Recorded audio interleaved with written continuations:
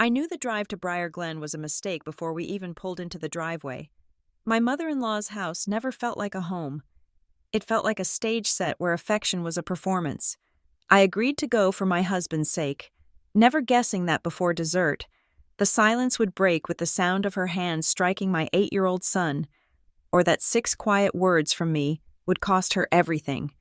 The Thanksgiving turkey sat on the counter of my small kitchen, thawed and ready for the oven, but it would remain uncooked today, instead.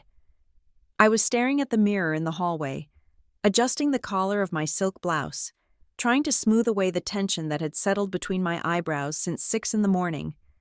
Lillian, breathe. I told myself, it is just dinner, it is just 4 hours. My husband, David, walked past me, his movements frantic as he searched for his car keys. He stopped, looking at me with that familiar pleading expression, the one that made him look less like a 35-year-old architect and more like a boy afraid of being scolded. "Please tell me Leo is dressed," David said, checking his watch. "We are already 10 minutes behind schedule. Mother said lunch is being served at 1 sharp. You know how she gets about punctuality. It is the first item on her list of mortal sins." I turned from the mirror, keeping my voice steady. "He is putting on his shoes, David, and he is nervous. You know he has had a rough semester. The noise, the transitions, it has been a lot. Maybe we could have stayed home this year. Just the 3 of us." David sighed, running a hand through his hair. "We talked about this. Lil, we cannot skip Thanksgiving. It is the big one. The tradition. If we cancel now, she will take it as a personal attack. It is easier than a fight." That phrase, easier than a fight. It was the motto of David's childhood, the survival mechanism he had carried into our marriage like an old, heavy suitcase he refused to unpack. It was the reason we spent our holidays driving 45 minutes to Briar Glen, the manicured, affluent suburb where his mother reigned supreme. Rather than staying in our comfortable, slightly messy home where we could actually breathe, I walked into the living room where my 8-year-old son, Leo, was sitting on the edge of the sofa. He looked small in the navy blazer his grandmother had insisted we buy for the occasion. He was tugging at the cuffs, his brow furrowed in concentration. "It itches." "Mom," Leo said, looking up at me. "The tag itches." "Come here," I said softly, kneeling in front of him. I reached back and tucked the tag down, smoothing the fabric against his neck. I looked into his eyes, which were wide and filled with the specific anxiety of a child who knows he is about to be inspected. Leo was a brilliant, sensitive boy, deeply empathetic, but easily overwhelmed by sensory overload. The last few months at school had been difficult. Trouble with a loud cafeteria. A strict new teacher who mistook his hesitation for defiance. We had spent weeks rebuilding his confidence, creating a safe harbor at home, and now we were shipping him off to the storm. "You look very handsome," I told him, but more importantly, "you are brave.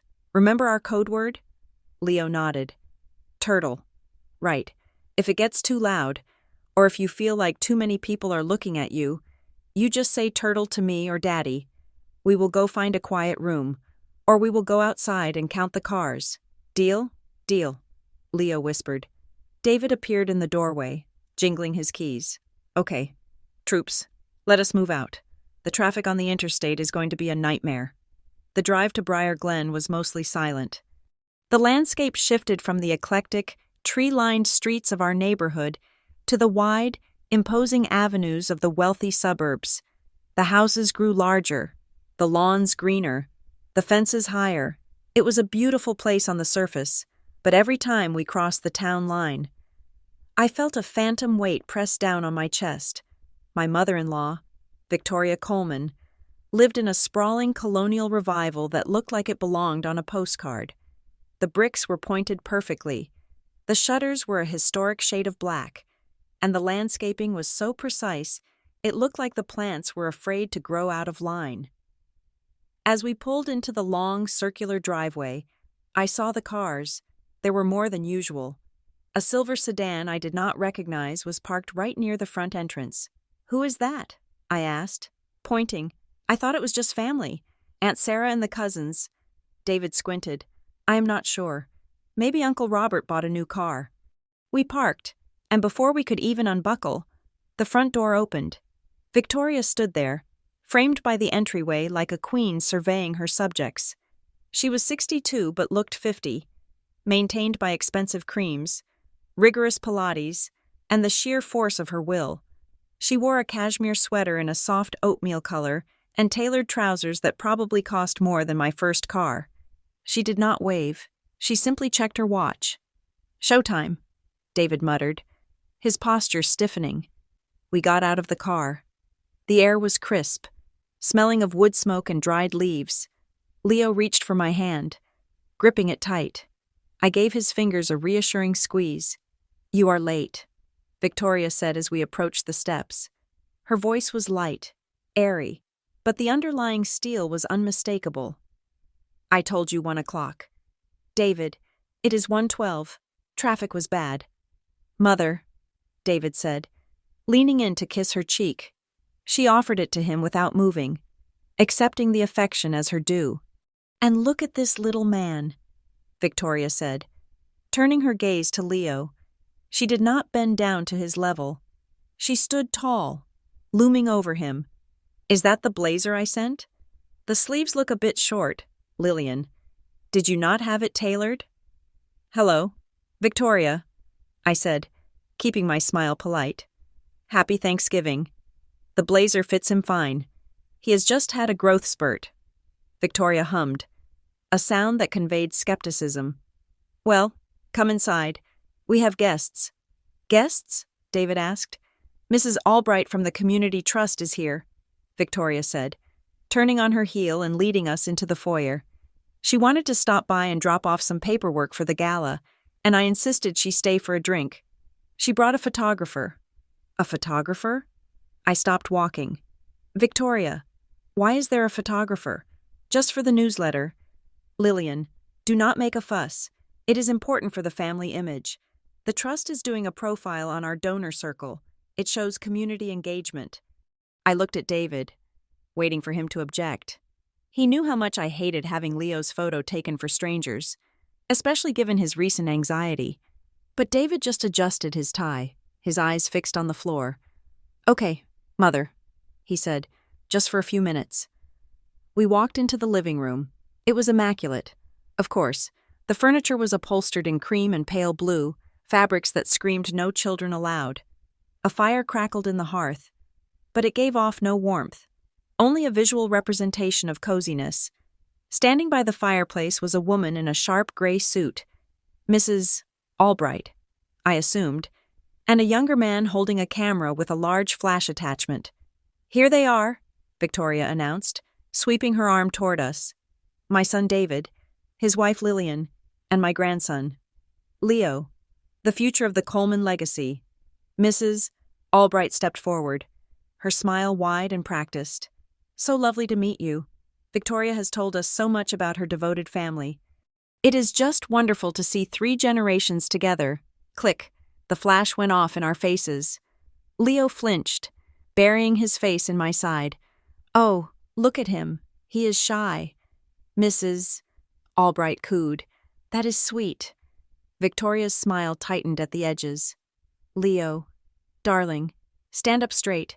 Do not hide behind your mother's skirt. It is not polite. I placed a hand on Leo's shoulder, keeping him close. He is fine. Victoria. He just was not expecting a camera flash the second he walked in the door. We need a group shot by the mantel, the photographer said, gesturing toward the fireplace. Victoria began directing us like props. David, you stand there. Lillian, on the other side. Leo, right in front of me. I guided Leo to the spot, feeling his trembling through the fabric of his blazer. Smile, Mrs. Albright chirped. I pasted a smile on my face, but my eyes were scanning the room. The sideboard was covered in silver platters of appetizers, perfectly arranged canapes that looked too geometric to be food, but next to the crystal decanters. I saw a thick manila folder. It was labeled in bold. Black marker. The Sterling Trust. Donor list allocations. Click, click, click. Wonderful. Mrs. Albright said, just one more. Leo, why don't you tell your grandmother what you are thankful for this year? It will make a great caption. The room went silent. All eyes turned to Leo. He looked at the camera, then at Victoria, then at his shoes. I don't know, Leo stammered. Victoria let out a short, impatient breath. Come now. Leo, surely you learned these things at that private school we pay for. Speak up. Articulate. I felt the heat rising in my neck. Victoria, give him a second. Leo looked up, his eyes glassy. I am thankful for my Legos. And that I don't have to go to school tomorrow because it is too loud there, and the cafeteria smells like wet socks, and I get scared.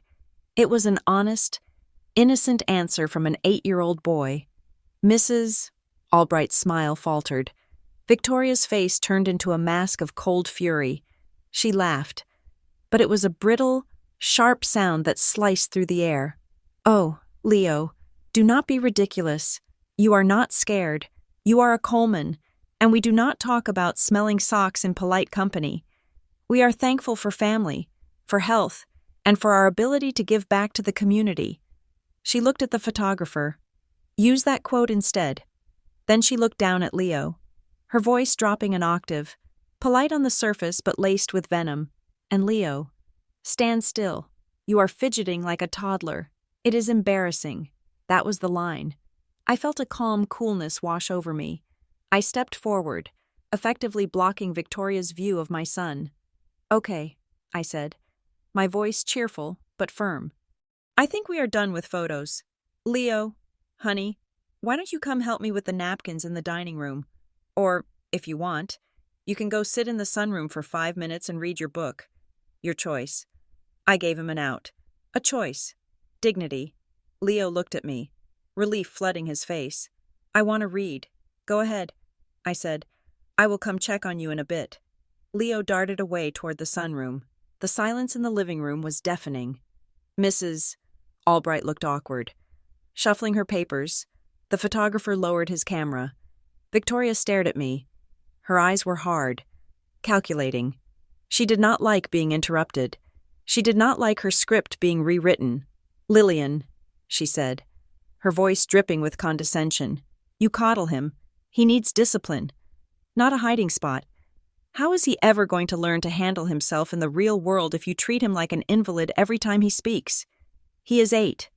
Victoria, I said, meeting her gaze. And he just walked into a photo shoot he didn't know was happening. He is handling himself fine. Victoria turned to David.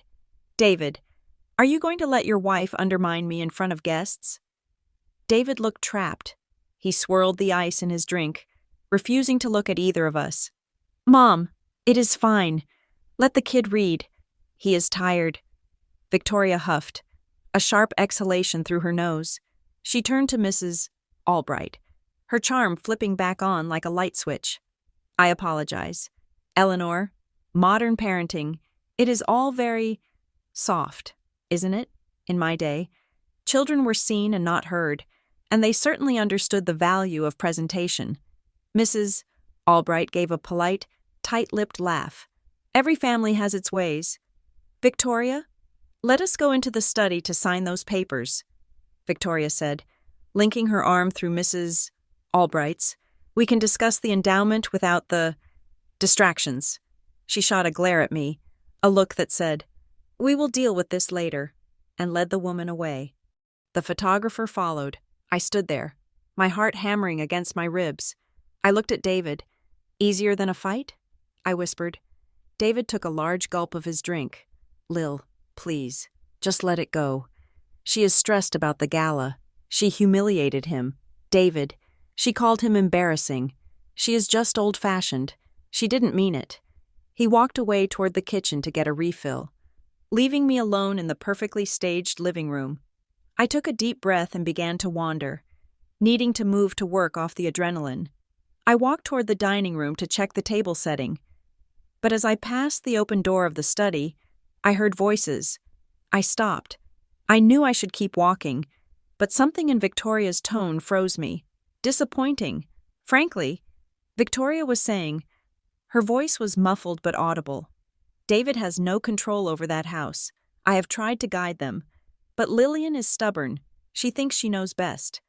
I cannot imagine how frustrating that is. A strange voice replied, Mrs. Albright, but the gala is the priority. The donation from the estate is contingent on the family image. Isn't it? Every penny, Victoria replied. And do not worry about David. I have leverage there. He knows better than to bite the hand that feeds him. He has a situation that requires my discretion. He will fall in line. He always does. A chill ran down my spine. A situation? What situation? I heard the sound of a chair scraping back and quickly moved away. Stepping into the dining room just as Victoria and Mrs. Albright emerged from the study, Victoria saw me. Her eyes narrowed instantly. She looked at the sideboard where I was standing, right next to the folder I had noticed earlier. The Sterling Trust. She moved with a speed that belied her age. She walked over to the sideboard, picked up the folder, and slid it into a drawer, locking it with a small key she kept in her pocket. Did you need something, Lillian? She asked, her voice tight. No, I said, keeping my face blank. I was just admiring the table setting. It is beautiful. Victoria. She studied me for a moment, looking for a crack, looking to see if I had heard. It is imported linen, she said finally. Try not to let Leo spill cranberry sauce on it. It stains. She turned and walked away to rejoin her guests. I stood there, gripping the back of a dining chair. The house was warm, but I felt freezing cold. The picture was becoming clearer. The photographer, the guests, the obsession with Leo's blazer, the comment about leverage. This wasn't just a holiday. This was a business transaction, and my son was just another asset in Victoria's portfolio. I walked to the window and looked out at the pristine lawn of Briar Glen. I promised myself one thing in that moment. I would find out what was in that folder, and I would find out what leverage she held over my husband. Because nobody used my son as a prop. Nobody. I went to find Leo in the sunroom. He was curled up in a wicker chair, reading a book about sharks. He looked up when I entered, his face relaxing. Are they gone? He asked. Not yet, buddy, I said, sitting down next to him and pulling him into a hug. But we are a team, remember? Turtle, he whispered into my shoulder. Turtle, I agreed, but as I held him, looking back toward the hallway where my husband was drinking to forget his spine, I knew being a turtle wouldn't be enough. Turtles hid in their shells. I had a feeling I was going to need to snap. We survived the next hour by staying on the periphery. I kept Leo occupied with small tasks that kept him out of Victoria's line of sight. We counted the number of forks on the table. We looked at the birds outside the window. Dinner was announced at 2:00. We moved to the dining room. The table was expansive, capable of seating 20, but set only for the family and the lingering Mrs. Albright, who had apparently been invited to stay for the meal. Sit here, Leo, Victoria commanded, pointing to a chair right next to her. Actually, I said, placing a hand on the chair back, Leo sits better next to me. I can help him cut his turkey. Victoria's jaw tightened. He is 8, Lillian. He can cut his own meat. But fine. Sit where you like. Just do not make a mess. We sat. The food was brought out by a caterer. Victoria did not cook. She managed. The turkey was perfectly browned. The stuffing was artisan. The vegetables were glazed to a shine. David sat across from me. He looked pale. He had had 2 more drinks since we arrived. So, Mrs. Albright said, unfolding her napkin, tell us about the Foundation's goals for next year. Victoria. I know everyone is excited about the expansion. Victoria beamed. It was the first genuine smile I had seen on her face all day. Oh, it is going to be magnificent. We are focusing on family values and heritage. That is why having the family here is so important. We are launching a scholarship for underprivileged children who demonstrate exceptional respect and discipline. She looked pointedly at Leo, who was pushing peas around his plate. Discipline is the cornerstone of character. Victoria continued. Without it, you just have chaos. David cleared his throat. The turkey is delicious. Mother, thank you. David, I ordered it from that farm in Vermont. Very exclusive list. The conversation droned on. A tennis match of compliments between Victoria and Mrs. Albright. With David occasionally serving up a weak agreement, I focused on Leo, making sure he ate, making sure he felt safe. Then, it happened. Leo reached for his water glass. His hand bumped the gravy boat. It was a small accident, a tilt, a wobble. A splash of brown gravy landed on the pristine white tablecloth. It was no bigger than a quarter. Leo froze. His eyes went wide. I reached for a napkin immediately. It is okay, buddy. It is just gravy. But Victoria gasped. It was a theatrical, horrified sound, as if he had just spilled blood. Oh, for heaven's sake, she snapped. She reached out, grabbing Leo's wrist. Her nails dug into his skin. Look what you have done. Clumsy. I told you to be careful. Leo flinched, pulling back. But she held on tight, shaking his arm. Ow! Grandma, you are hurting me! Leo cried out. That was the moment the air left the room. I stood up. I did not think. I did not plan. I just moved. Let go of him, I said. My voice was not loud.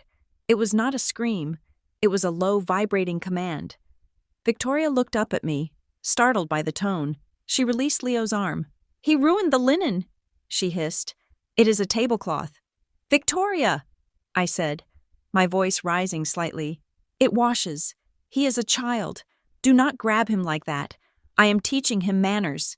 Someone has to, she retorted, standing up to meet me. You let him run wild. He spilled gravy, I said, leaning over the table.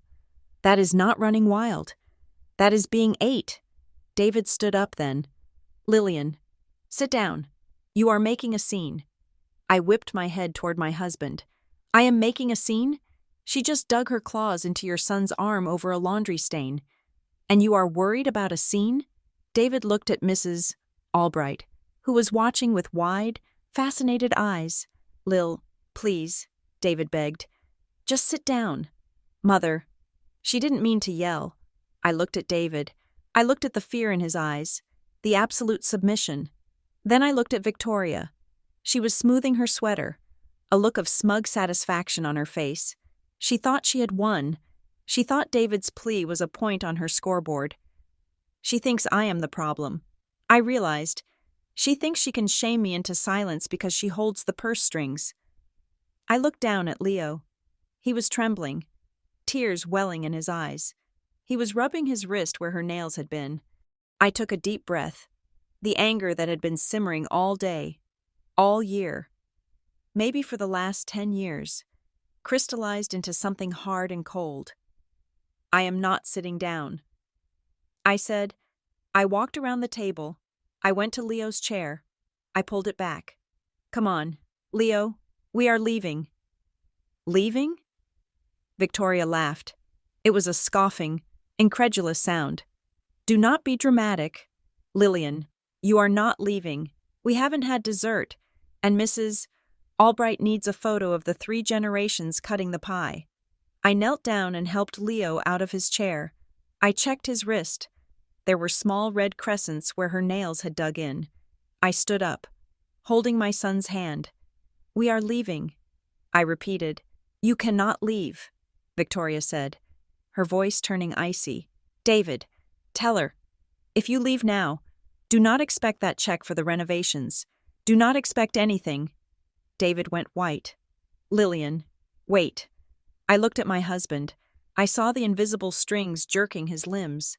I saw the trap he was in. But I was not in it. I turned to Victoria. The room was silent. Mrs. Albright was holding her breath. I looked Victoria Coleman dead in the eye. I didn't scream. I didn't throw a glass. I spoke with the calm, absolute certainty of a mother who has just drawn a line in the bedrock. You will never touch my child. 6 words, simple, direct. The silence that followed was absolute. Victoria stared at me, her mouth slightly open. For a second, she looked shocked. Then, a slow, condescending smile spread across her face. "Oh, Lillian," she said, shaking her head. "You are so emotional. It is unbecoming. You are making a spectacle of yourself in front of Mrs. Albright." She looked at Mrs. Albright, sharing a conspiratorial look. "She thinks I'm crazy. She thinks I am the hysterical daughter-in-law." I wasn't done. I squeezed Leo's hand. I looked at Mrs. Albright. Then I looked back at Victoria. "I am not emotional.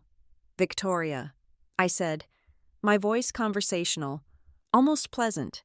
"I am just observant. Like how I observed you hiding that folder from the Sterling Trust when I walked in, or how you were bragging about the leverage you have over David." Victoria's smile vanished, and I added, looking directly at Mrs. Albright, "I am sure the Community Trust would be interested to know that the family values you are promoting rely on terrifying a small boy to get the perfect shot." Mrs. Albright shifted in her seat, looking suddenly very uncomfortable. She looked from me to Victoria, then down at her plate. I didn't wait for a response. "Come on, Leo," I said. I didn't look at David. I walked out of the dining room, my heels clicking on the hardwood floor. "Lillian!" Victoria called out. Her voice was shrill now, the control slipping. "You get back here!" I kept walking. I grabbed our coats from the foyer. I opened the heavy front door. The cold air hit my face, and it felt like freedom. I ushered Leo to the car. "Mom?" he asked, his voice shaking. "Are we in trouble?" "No, baby," I said, buckling him in. "We are not in trouble. We are just done." I got into the driver's seat. I saw the front door open. David was standing there, looking lost. Victoria was behind him, her face twisted in anger. I started the engine. I backed out of the driveway, past the perfectly manicured hedges, past the silver sedan, past the facade of the perfect life. I drove toward the exit of Briar Glen. My hands were shaking on the steering wheel, but not from fear, from adrenaline, from the realization of what I had just started.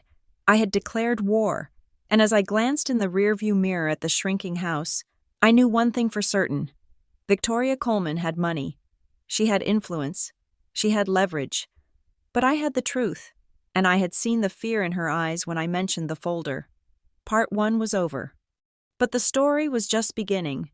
I reached over and turned on the radio, filling the silence with music, drowning out the echo of Victoria's voice. "We are going to get ice cream." I told Leo. "Really?" he asked, a small smile breaking through his tears. "Really. And then we are going home. Real home." But I knew, even as I said it, that home wasn't going to be the same when we got there. David would come back eventually, and he would bring the storm with him. I was ready. I touched my pocket, where my phone was. I needed to make a call. I needed to find out who, or what, the Sterling Trust really was. Because 6 words might have started the fire, but facts were going to be the fuel, and I was about to burn Briar Glen to the ground. The transition from the hallway to the dining room felt less like moving between rooms and more like stepping onto a soundstage where the director had just yelled action. The air in Briar Glen was always thin, filtered through expensive HVAC systems and the collective anxiety of people who had everything to lose. But inside Victoria's dining room, the atmosphere was pressurized. We took our seats. The table was a masterpiece of intimidation. Heavy silver cutlery that felt cold to the touch, crystal goblets that chimed menacingly if you set them down too hard, and a floral centerpiece so large it practically required a zoning permit. It blocked my view of the other end of the table, turning the meal into a series of partitioned conversations. Leo sat between me and David. I had insisted on that arrangement, maneuvering his chair before Victoria could object. He was vibrating with that low-frequency hum of distress that only a mother can feel. The noise of 12 people scraping chairs, unfolding stiff linens, and making performative small talk was already too much for him. I placed a hand on his knee under the table. "Squeeze my hand if you need a break," I whispered. "Just 1 squeeze for water, 2 for the bathroom." Leo nodded, his eyes fixed on his empty plate. He was counting the green beans in the serving dish nearby. It was his way of ordering the chaos. 1, 2, 3, 4, if he could count it. It could not hurt him. Victoria sat at the head of the table, the queen in her castle.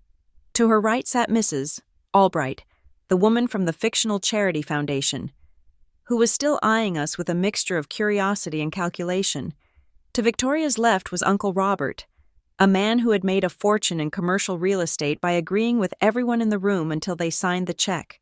David was drinking wine. He had moved from the amber liquid of the living room to a deep red that stained his lips. He was laughing too loudly at a joke Uncle Robert made about golf course fees. It was a hollow sound, a laugh that didn't reach his eyes. He was performing, just like the rest of them.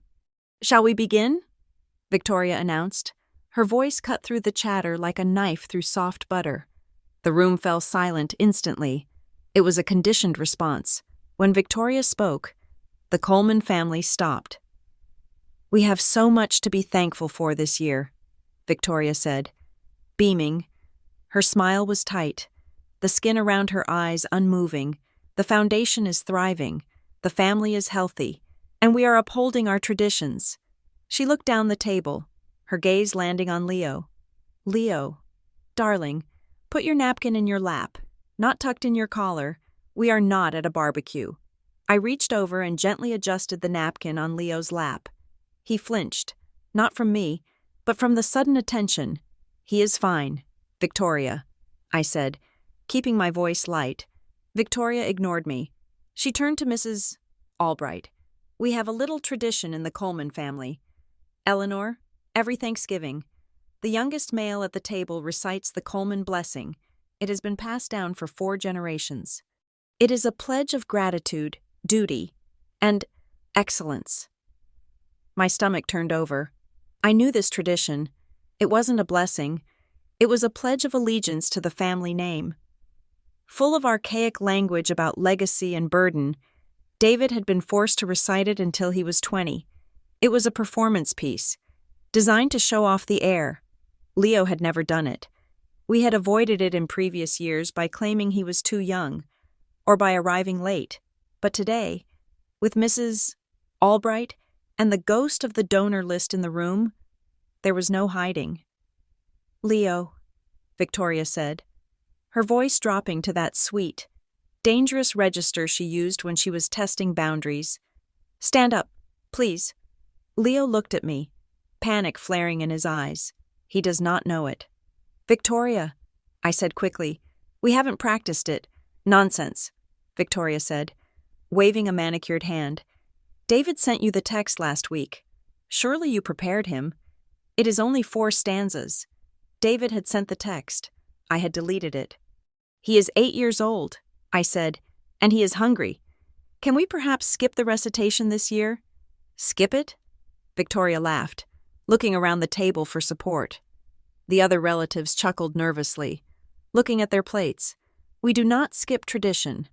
Lillian, that is how families fall apart. That is how standards slip."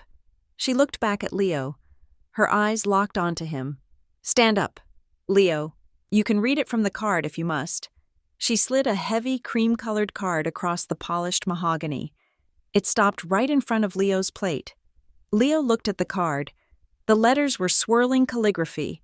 To him, under the pressure of 12 staring adults, it probably looked like alien script. His breathing hitched. I could feel his leg bouncing against mine under the table. I can't," Leo whispered. "Speak up, boy," Uncle Robert boomed cheerfully, trying to be helpful but only adding to the wall of sound. "Project." Leo shrank back into his chair. "It is too loud," he murmured. Victoria's smile faltered. The mask slipped. "Just a fraction. It is not loud. Leo, it is a dinner party. Now stand up and show Mrs. Albright that you are a capable young man. Do not embarrass your father." That was the trigger. The mention of disappointing David. Leo worshipped his father. He looked at David, desperate for a lifeline. "David, say something," I hissed under my breath. David looked at his mother, then at his son. He swirled his wine. "Just read the card. Buddy," David said. his voice thick. Just get it over with. It is easy. Do it for Grandma. The betrayal hit me in the chest physically. Do it for Grandma. Not I love you. Not it is okay. Just comply. Leo stood up. His legs were shaking. He picked up the card. His hands were trembling so hard the paper rattled against the edge of the table. I pledge, he stammered. His voice was thin, reedy, on the verge of cracking. I pledge my... He stopped. The words were swimming. The stress was closing his throat. He dropped the card. I can't, he cried out, the tears finally spilling over. I don't want to. He sat back down hard, burying his face in his hands, pulling his knees up to his chest, a defensive ball, trying to make himself small enough to disappear. The silence that followed was heavy, suffocating. Victoria stared at him. The vein in her temple began to pulse. This was not the picture of the Coleman heir she wanted for the newsletter. This was a scene. She stood up. She moved with surprising speed for a woman of 62. She walked down the length of the table, her heels striking the floor like hammer blows. Pick up the card. Leo, she commanded, standing over him. I put my arm around Leo's shoulders. Victoria, stop. He is done. She ignored me. She reached out, not to comfort him, but to correct him. She grabbed his chin, her fingers digging into his jaw, trying to force his head up, trying to force him to look at her. Look at me when I'm speaking to you, she snapped. Stop this crying immediately. It is pathetic, Leo screamed. It was a sharp, terrified sound. Her nails were sharp, and she was hurting him. That was it. The world narrowed down to a single point of focus. The sound of my son's fear. The sight of her hand on his face. I did not think about the charity. I did not think about the inheritance. I did not think about the guests. I stood up and physically shoved myself between them. I used my shoulder to break her grip, knocking her hand away with a force that surprised even me. I didn't strike her, but I occupied the space where she had been standing, forcing her to stumble back a step. I turned my back to her instantly, shielding Leo with my body. I knelt down, checking his face. There was a small red mark on his jaw. You are okay, I whispered. You are okay. Look at me. Breathe. Leo was gasping, hyperventilating. Behind me, the room had exploded into chaos. Well, Victoria gasped. She was clutching her own wrist, though I hadn't touched it. Did you see that? Did you see that, Eleanor? She pushed me. She pivoted to the room, playing the victim with practiced ease. The transition from aggressor to martyr took less than a second. I am trying to teach the boy some resilience, and she attacks me in my own dining room. Uncle Robert cleared his throat awkwardly. Now, Vicky, I think emotions are just running high. He looked at me, then at Victoria, desperate to neutralize the situation. Mrs. Albright let out a nervous, tittering laugh. Oh, it is just holidays. We are all a bit stressed. Perhaps the little guy just needs a nap. My nephew is the same way. A bit sensitive. Victoria seized on the word. Sensitive? She scoffed. He is hysterical, and it is because of her. She coddles him until he is incapable of functioning. Look at him. He is 8 years old and crying because he was asked to read a sentence. She looked at me, her eyes hard and cold. You are ruining him. Lillian, you are turning him into a weakling, and I will not have a Coleman heir raised to be a coward. I stood up slowly. I kept one hand on Leo's shoulder, keeping him grounded. I turned to face her. My heart was hammering, but my hands were steady. The adrenaline had crystallized into a cold, hard clarity. David, I said. I looked at my husband. He was staring at his wineglass, his face pale. David, we are leaving. David looked up. His eyes were pleading, not with her, but with me. Lil, come on, he said. His voice was a whine. Do not do this. Just sit down. Mother didn't mean to hurt him. She is just passionate. He looked at Victoria, then back at me. Can we just let it go? Please? For 5 minutes? Let it go. Those 3 words hurt more than the red mark on Leo's face.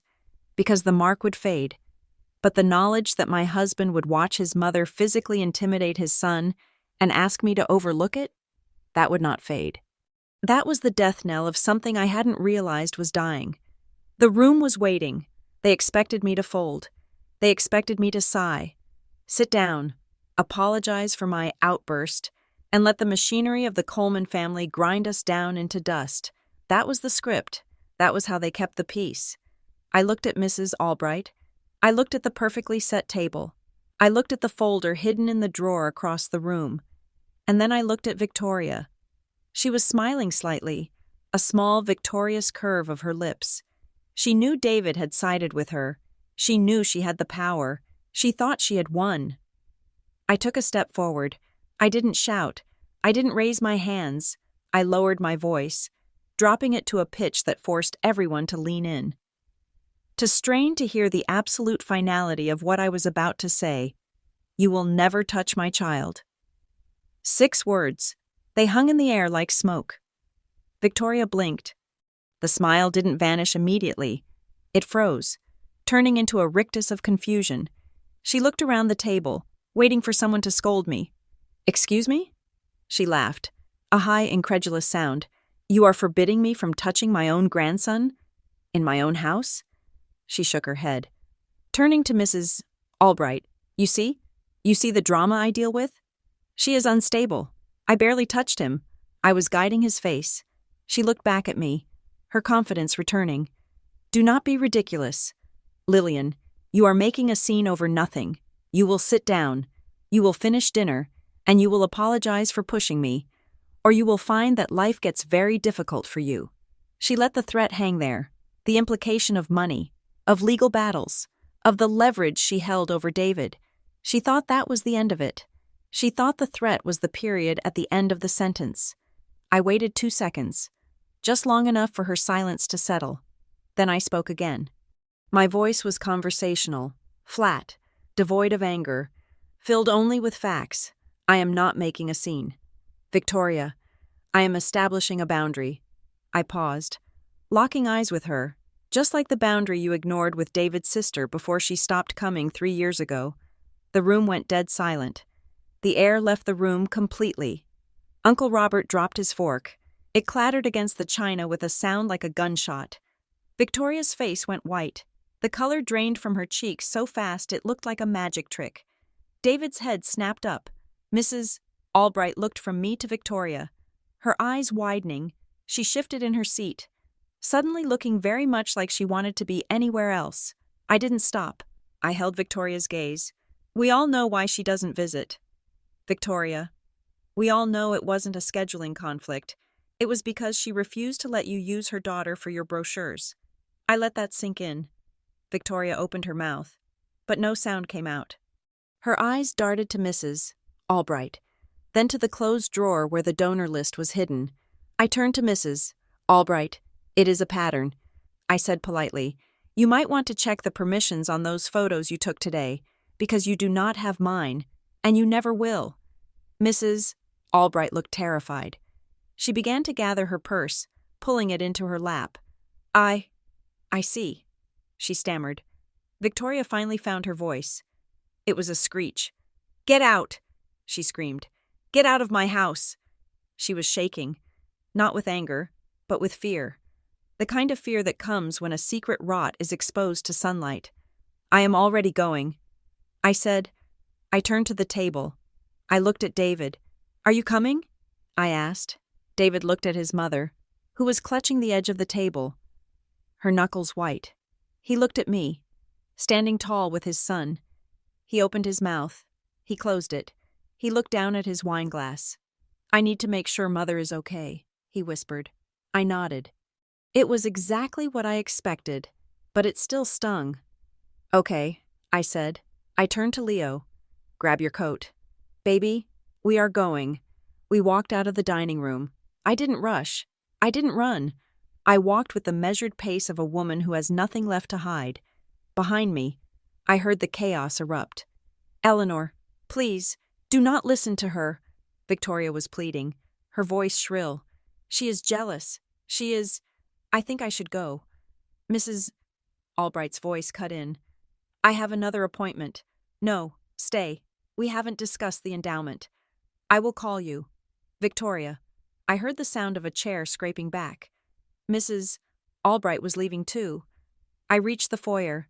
I grabbed Leo's coat from the rack and helped him into it. My hands were steady. Mom? Leo asked. His voice was small. Did I do a bad job? I zipped his coat up to his chin. I smoothed his hair. I looked him right in the eyes. No, you did a perfect job. You were brave, and you told the truth. I put on my own coat. I checked my pockets. Keys. Phone. I looked back at the dining room doorway one last time. I could see David slumped in his chair, his head in his hands. I could see Victoria chasing Mrs. Albright toward the side door, frantically trying to salvage the narrative. She was making calls. I could see her pulling her phone out, her fingers flying across the screen. She was already spinning the story. She would tell everyone I was drunk, or crazy, or abusive. She would try to burn my reputation before I got to the end of the driveway. Let her try. I opened the front door. The cold air rushed in, cleansing the smell of old money and stale perfume from my lungs. I had a plan. I knew about the folder. I knew about the leverage. And now, thanks to the silence at the table when I mentioned David's sister, I knew I had witnesses to the history. I wasn't just leaving a dinner party. I was leaving a life. Come on, Leo, I said, taking his hand. We walked to the car. I buckled him in. I got in the driver's seat. As I started the engine, I saw Mrs. Albright hurry out of the side door and get into her silver sedan. She looked shaken. She drove away fast. I followed her down the driveway. I didn't cry. I didn't scream. I felt a strange, cold calm settling in my chest. It was the calm of a general surveying the battlefield. Victoria Coleman had slapped my son. She had humiliated him. She had turned my husband against me. She thought she had destroyed me. But as I turned onto the main road, leaving the manicured perfection of Briar Glen behind, I knew the truth. She hadn't destroyed me. She had just handed me the weapon I needed to destroy her. I reached over and turned up the heat. Are we going home? Leo asked. Yes, I said. We are going home, and then Mommy has some work to do. I glanced at my phone. I had a contact in PR, a friend who knew how to find things out. The situation Victoria had mentioned, the leverage, I was going to find it. I was going to dig it up, root and stem. The dinner was over. But the reckoning? The reckoning was just beginning. I drove into the night, the headlights cutting a path through the darkness, moving away from the past and straight into the fight of my life. The silence in the car was not empty. It was heavy, filled with the hum of the heater and the rhythmic thrum of tires on asphalt. I kept my hands at 10 and 2, gripping the steering wheel tight enough to turn my knuckles white. But I kept my face soft. I checked the rearview mirror every 30 seconds. Leo was staring out the window, watching the blur of bare trees and large suburban houses give way to the highway. He had stopped crying, but he looked small, smaller than his 8 years. He was curled against the door, clutching the seatbelt strap like a lifeline. Mom? He asked. His voice was barely audible over the road noise. Yeah. Buddy? I answered, keeping my tone light, breezy, as if we were just coming back from a trip to the grocery store. Why was Grandma so mad? Did I ruin the tablecloth forever? I exhaled a breath I didn't realize I'd been holding. The guilt. It always landed on the child. Victoria had trained the adults in her orbit to accept blame for her outbursts, and now she was training the next generation. No, Leo, I said firmly. I caught his eye in the mirror. Listen to me. You did not ruin anything. It was a little spill. Accidents happen. Grandma was not mad about the tablecloth. Then why did she yell? Why did she grab me? I signaled to change lanes. Taking a moment to formulate the answer, I could not tell him his grandmother was a narcissist who viewed him as a prop. I could not tell him she was evil. That was too much weight for an 8-year-old. Grandma was having big feelings today. I said, grown-up feelings. She was stressed about her party and her guests, and she forgot how to be polite. That is not your fault. That is a grown-up problem. When grown-ups forget their manners, It is not the kid's job to fix it. Leo was quiet for a moment. She hurt my arm, he whispered. I felt a flash of white-hot rage in my chest, but I pushed it down. I needed to be the calm center of his world right now. I know, I said, and that is why we left, because in our family, we do not grab people when we are mad. We use our words, and if someone cannot use their words, we do not stay around them. I am sorry that happened. Leo, I am going to make sure it does not happen again. He nodded slowly, seemingly satisfied with that. He leaned his head against the cool glass. Can we have pizza for dinner? He asked, since we didn't eat the turkey? I smiled. A genuine crack in the armor. We can have whatever you want. I said, pizza, ice cream, popcorn. It is a no-rules dinner tonight. By the time we pulled into our driveway, the sky was turning a bruised purple. Our house looked different to me. Usually, it was just a place where we slept and ate. A stepping stone until we could afford something bigger. Something closer to David's firm. But tonight, it looked like a fortress. The peeling paint on the porch railing didn't look like neglect. It looked like reality. Real life. Not the staged perfection of Briar Glen. I got Leo settled in the living room with his Legos and a pepperoni pizza. I put on a movie. Something loud and colorful to wash the memory of the silent dining room out of his head. Then, I waited. I sat at the kitchen table with a glass of water. I did not turn on the lights. I watched the headlights sweep across the wall as cars passed, waiting for the specific cadence of David's engine. It was nearly 7 o'clock when he finally arrived. I heard the car door slam. I heard his heavy footsteps on the porch. He fumbled with his keys for a long time, scratching the metal against the lock. When he opened the door, he looked exhausted. His tie was undone, hanging loose around his neck. His face was flushed, likely from the wine he had continued to drink after I left. He walked into the kitchen and flipped on the light switch. I squinted against the sudden brightness. He jumped when he saw me sitting there.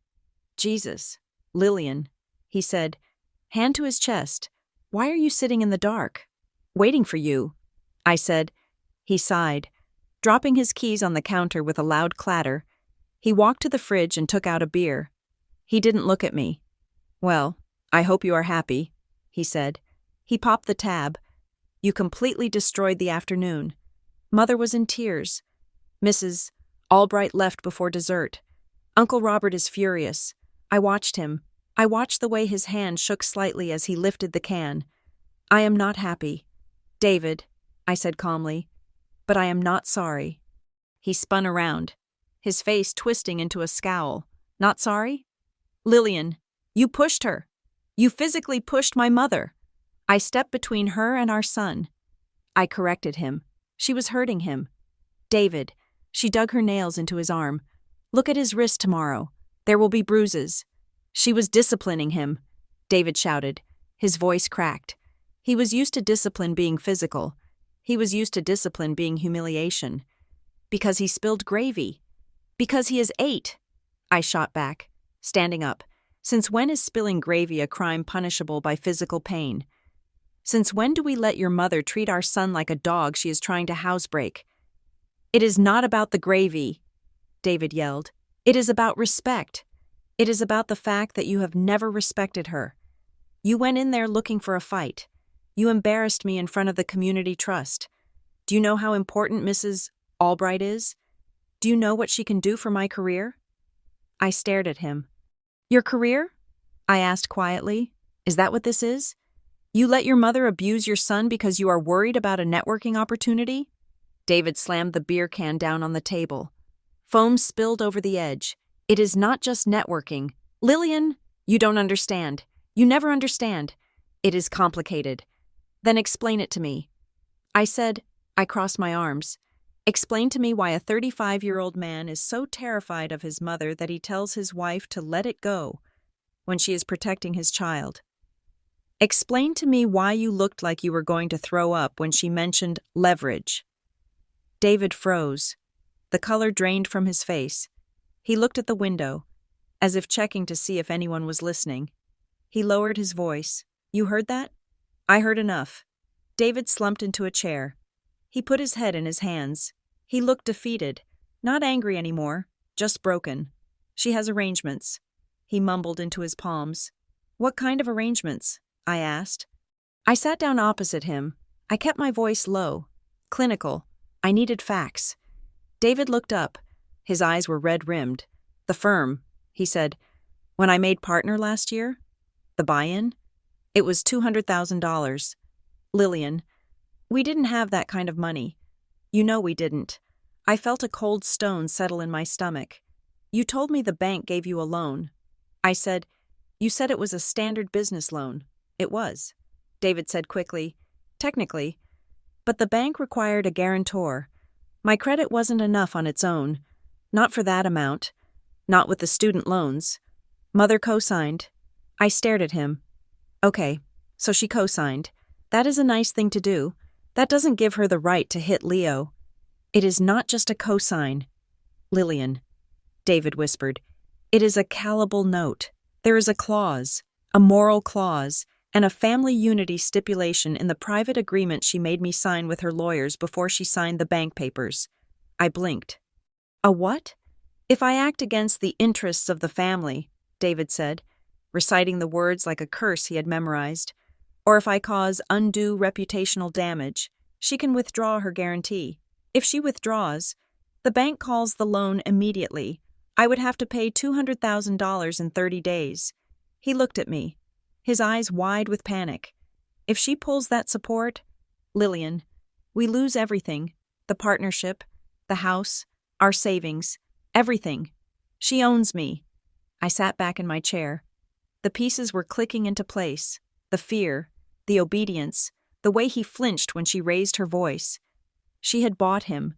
She had purchased her son's compliance for $200,000, and she held the receipt over his head every single day.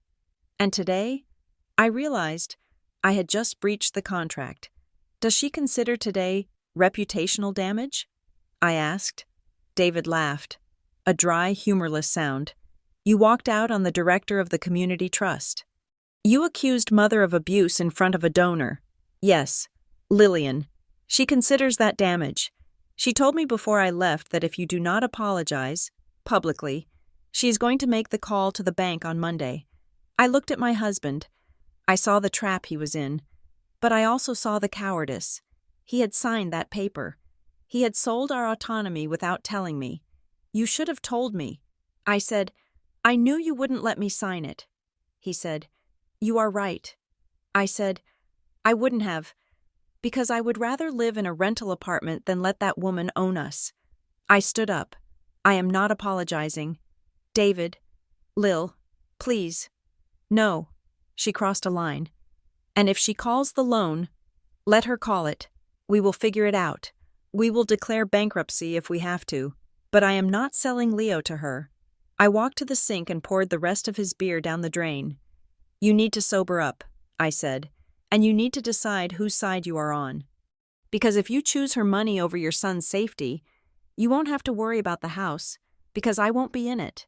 I left him in the kitchen and went upstairs. I checked on Leo. He was asleep, sprawled out on his bed with a half-eaten slice of pizza on the nightstand. I moved the pizza, covered him with his quilt, and kissed his forehead. I went into our bedroom, but I didn't go to sleep. I opened my laptop. My mind was racing. The folder, the Sterling Trust, the photos, the family values brand. David said she was worried about reputational damage. That meant she had a reputation to lose, a reputation that was worth more than her relationship with her son. I needed to know what that reputation was built on. I pulled up my email and typed a subject line. Urgent. Need a favor. I addressed it to Maya, my old college roommate. Maya worked in crisis PR in the city. She knew how to dig up dirt, and more importantly, she knew how to read between the lines of a gala program. Maya, I wrote, hope you are well. I need a sanity check. Can you look into a Victoria Coleman and a Sterling Trust in Briar Glen? She is my mother-in-law. Something weird happened today at Thanksgiving. A photographer was there. She was obsessed with a donor list. I think she is using the family for something I don't know about. Let me know if you find anything public. I hit send. I sat there in the dark, the blue light of the screen illuminating my face. I could hear David moving around downstairs. The creak of the floorboards. 20 minutes later, my phone buzzed. It was Maya. Call me. The text read, "Now?" I picked up the phone. "Maya?" "Lillian," Maya said. Her voice was sharp, professional. "I am looking at the website for the Sterling Trust. How long has your mother-in-law been using Leo's face?" My stomach dropped. "What?" "I am sending you a link," Maya said. "Click it." A link appeared in my messages. I clicked it. It was a sleek, professionally designed website. The header read, "The Sterling Trust, Investing in the Future of Families." There were tabs for Mission, Donors, and Legacy. Go to the Our Impact page. Maya instructed. I scrolled down, and there he was. My son. It was a photo from 2 years ago, taken at Christmas. Leo was 6. He was holding a candle, looking up at the camera with wide, innocent eyes. It was a beautiful photo. I remembered taking it. I had sent it to Victoria in a private email, but here, it was not just a family photo. Overlaid on the image, in bold white text, was a quote. "Discipline, heritage, and grace. The Sterling Trust supports families who uphold the traditional values that make our community strong." I scrolled down further. There were more. There was a photo of David and me at our wedding, but they had cropped me out, leaving only David looking adoringly at Victoria.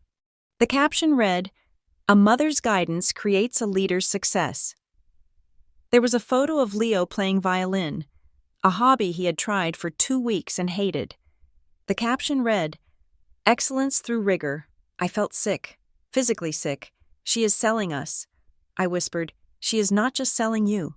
Maya said, "She is fundraising off you." Lillian, look at the donor tier levels. To be a legacy partner requires a minimum donation of $50,000. The perks include intimate gatherings with the founding family.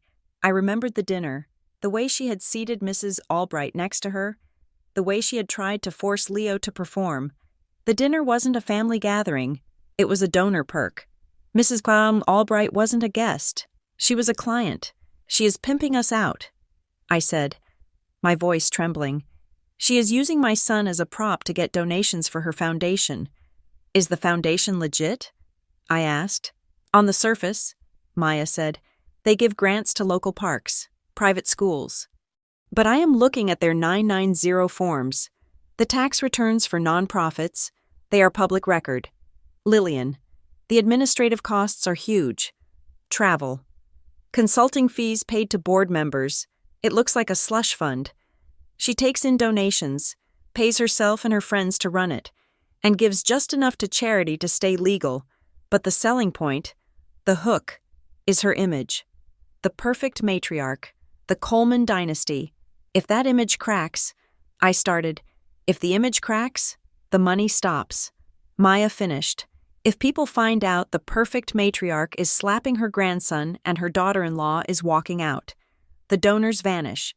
She is defrauding them with a false narrative. I closed my eyes. This was the leverage, not the loan. The loan was how she controlled David. But this was how I could control her. "Thank you." "Maya," I said, "I need to go.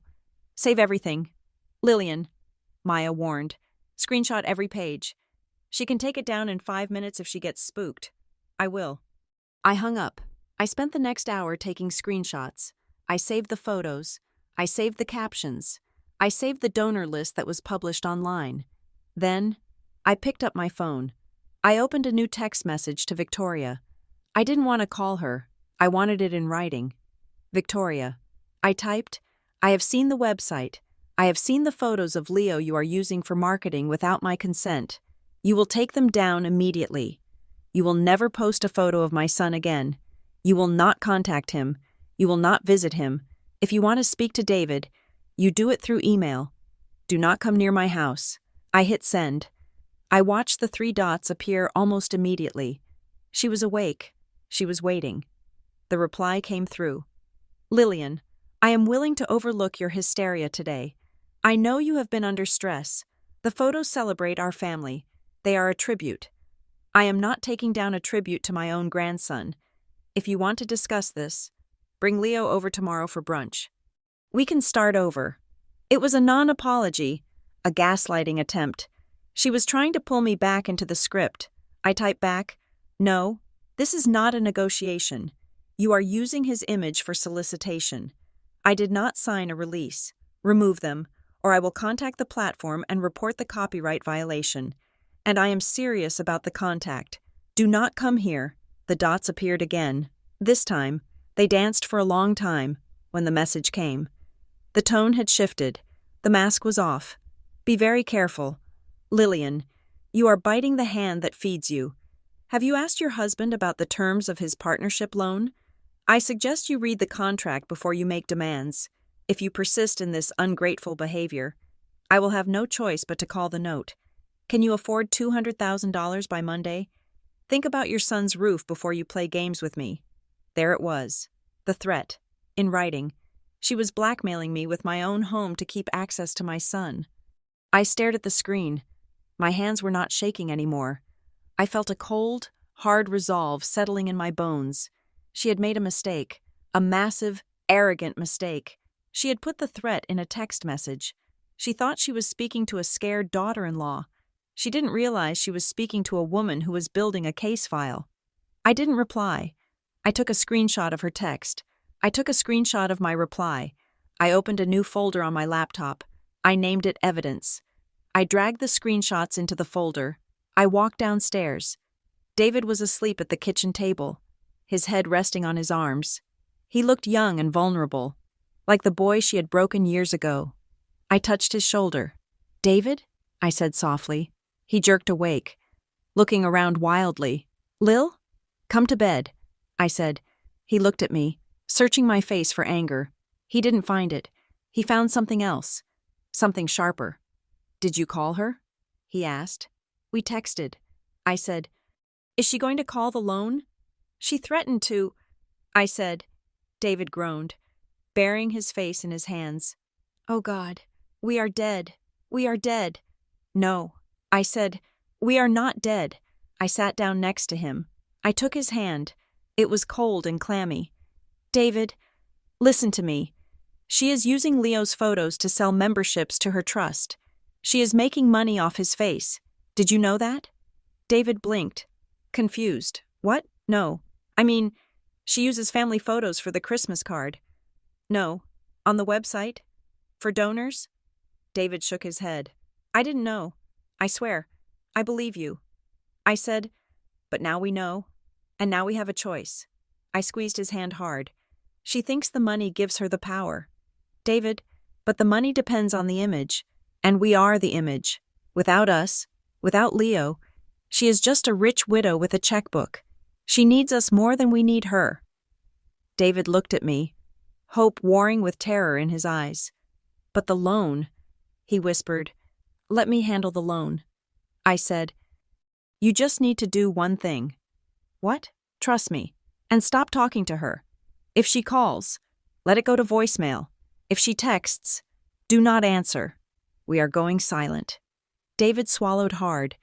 He looked at the phone sitting on the table like it was a bomb. "Okay," he whispered. "Okay." We went upstairs. I lay in bed, staring at the ceiling. I could feel David tossing and turning beside me, his anxiety radiating off him in waves. I closed my eyes, but I didn't sleep. I was making a list in my head. Step 1. Secure the perimeter. Done. Boundaries set. Step 2. Gather intelligence. Maya was on it. Step 3. Protect the asset. Leo. Step 4. Neutralize the threat. Victoria Coleman thought she could buy my silence. She thought she could buy my son. She was about to learn that some things were not for sale. I thought about the 6 words I had said at dinner. "You will never touch my child." I realize now that they weren't just about physical touch. They were about her influence, her toxic shame, her legacy of control. She would never touch his mind. She would never touch his spirit. I rolled over and pulled the notebook from my nightstand drawer. I clicked my pen. November 24th. I wrote, "Incident. Physical intimidation of minor child. Witnesses: David Coleman, Eleanor Albright, Robert Coleman. Evidence: bruising on child's wrist. Retaliation. Threat to call business loan. Text message attached. Commercial use of likeness. 14 instances found on Sterling Trust website. I closed the notebook. The war had begun. And unlike Victoria, I wasn't fighting for image. I was fighting for survival. And a mother fighting for her child is the most dangerous creature on earth. I fell asleep with the notebook under my pillow. The week after Thanksgiving began. Not with a shout, but with the quiet, methodical scratching of a pen on a legal pad. The bruise on Leo's wrist was already fading, turning a sickly yellow color that vanished in certain lights. But I took a photo of it anyway. I time-stamped it. I saved it to the encrypted folder on my laptop. I sat at my kitchen table, the morning sun illuminating the dust motes dancing in the air. Dust I hadn't had time to clean because I was too busy fortifying our lives. My first call wasn't to a lawyer, it was to Dr. Evans, a child psychologist recommended by the school counselor. I needed to secure the territory that mattered most: Leo's mind. He is sleeping with the light on. I told Dr. Evans over the phone, my voice low so Leo wouldn't hear me from the living room, and he flinches when loud noises happen. He asked me yesterday if he is bad, because he couldn't read the card. We can help him with that. Doctor, Evans said, her voice a calm balm. We will focus on emotional regulation and boundary setting. He needs to know that his body belongs to him, and that adults do not have the right to override his no. I booked the appointment for Tuesday. It would cost $150 an hour. Money we didn't really have, but I would have sold my car to pay for it. This was the first brick in the wall I was building between my son and the woman who wanted to own him. My second call was to a lawyer, not a shark, but a shield. I found a family law attorney named Sarah Jenkins who specialized in high-conflict family dynamics and harassment. I didn't want a lawsuit. I wanted a map of the minefield. I met her in a small office that smelled of old paper and coffee. I laid it all out. The text messages, the threat to call the loan, the photos on the website, the physical incident. Sarah listened, taking notes in a precise, cramped shorthand. When I finished, she took off her glasses and rubbed the bridge of her nose. Okay, she said, here's the reality. The threat about the loan is economic duress. But since it is a private agreement between your husband and his mother, it is messy, if she calls the note. She calls the note. The bank doesn't care about your Thanksgiving dinner. I nodded. I expected that. However, Sarah continued, putting her glasses back on, the photos are your leverage. Using a minor's image for commercial solicitation, and a nonprofit is a commercial entity in this context. Without parental consent is a violation. It is a tort. And the physical intimidation? That is assault. It is minor assault in the eyes of the police, perhaps, but in family court, it is significant. So what do I do? I asked. You do not sue yet. Sarah said, you wait. You let her escalate. Narcissists always escalate when you cut off their supply. She will try to contact the child. She will try to slander you. You document every single instance. You build a pattern. When we have enough, we file for a restraining order, and we send a cease and desist regarding the photos. But we need her to show her hand fully first. I drove home feeling a strange sense of calm. I had a strategy. Let her escalate. By Wednesday, the escalation began, but not in the way I expected. It wasn't a screaming phone call. It was a digital ambush. My phone buzzed with a notification from Facebook, then Instagram, then a flurry of texts from friends I hadn't spoken to in months. Are you okay? One text read, just saw Victoria's post. Sending love. Said another. I opened Instagram. My stomach tightened. Victoria had posted a photo. It was an artistic, black and white shot of her dining room table, the same table where she had grabbed my son. It was set for dinner, but one chair was pulled back, empty. The lighting was dramatic, highlighting the loneliness of the scene. The caption was a masterpiece of passive-aggressive fiction. The holidays are a time for reflection, even when hearts are breaking. Sometimes. Those we love the most lose their way. We pray for softened hearts, for forgiveness, and for the wisdom to know that discipline is the highest form of love. The door is always open at the Coleman home, even when it is slammed in our faces. Hashtag family first. Hashtag forgiveness. Hashtag the Sterling Trust. Hashtag grandmother's love. She had tagged the Sterling Trust. She had tagged David. She had even tagged me. I stared at the screen, my blood boiling. Discipline is the highest form of love. She was publicly justifying hitting my son, framing it as a moral virtue, and painting me as the villain who slammed the door on a grieving grandmother. The comments were already pouring in. "Oh, Victoria, you are a saint to put up with so much. Praying for your family. Some people just don't understand tradition. So sad when young parents don't respect their elders." My thumbs hovered over the keyboard. I wanted to scream. I wanted to type, "You hit him. You hit an 8-year-old because he spilled gravy." I wanted to burn her down right there in the comments section. My phone rang. It was Maya, my friend in PR. "Do not do it," Maya said. She didn't even say hello. "I'm looking at it." "Maya," I said, my voice shaking. "She is lying. She is making herself the victim." "I know," Maya said. "And if you comment, you prove her right. If you get angry, you look unstable. You look like the drama she is implying you are. So I just let her lie?" "Yes," Maya said firmly. "For now, you let her overplay her hand. Look at the post. Lillian. Really look at it. She tagged the charity. She is mixing her personal family drama with her donor base. That is a mistake. Professional organizations do not air dirty laundry on their main feed. She is getting sloppy because she is desperate to control the narrative." I took a deep breath, forcing my shoulders down. "Okay," I said. "I won't post." "Good. Now, I have some news on the Sterling Trust." I sat down at the kitchen table, grabbing a pen. "What did you find?" "It is worse than I thought." Maya said, "I pulled the donor records for the last 5 years. Do you know who the biggest donor is?" "No. A company called Vantage Logistics." "Okay. Who are they?" "They are a shell," Maya said. "I looked up their registration. The registered agent is Victoria's brother, your Uncle Robert, and the address is a P.O. box in Delaware." I frowned. Why would Uncle Robert donate to his sister's charity through a shell company? "Tax write-offs," Maya explained, "or money laundering, or simply inflating the perception of success. If the charity looks successful, real donors give more. But here's the kicker. The Sterling Trust gives out Community Impact Awards every year. Last year, the recipient was Vantage Logistics." I gasped. "She's giving the money back to herself?" "She is circling it," Maya said. "Robert donates $50,000. The trust looks flush. Real donors like Mrs. Albright see the health of the fund and donate $20,000. Then the trust gives an award and a cash grant back to Vantage for community service.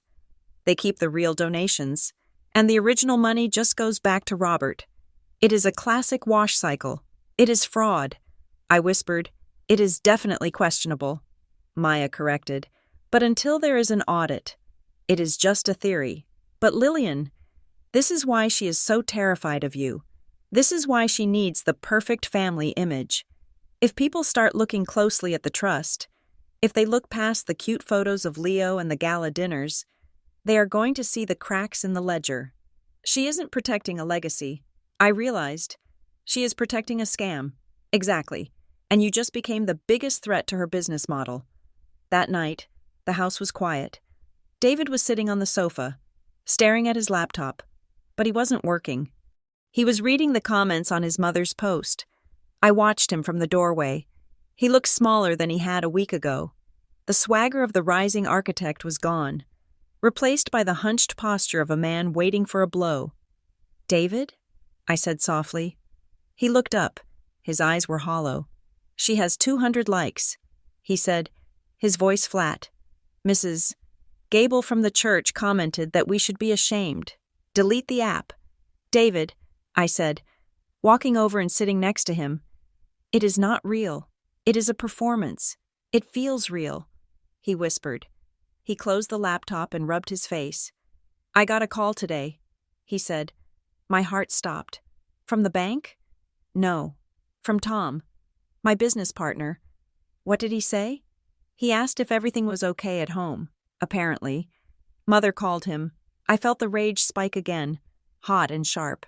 She called your partner? She told him she was worried about my mental state, David said. She told him I was under a lot of pressure from my demanding wife, and she hoped it wouldn't affect the firm's performance. I stood up. That is interference. David, she's trying to sabotage you.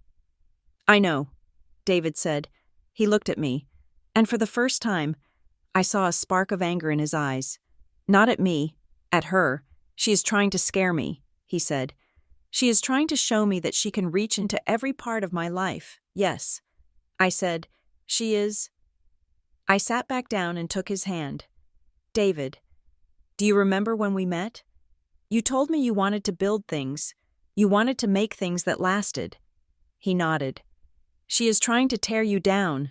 That is the difference. Love builds. David, control destroys. What she is doing right now? That is not love. That is a demolition. David looked at our joined hands.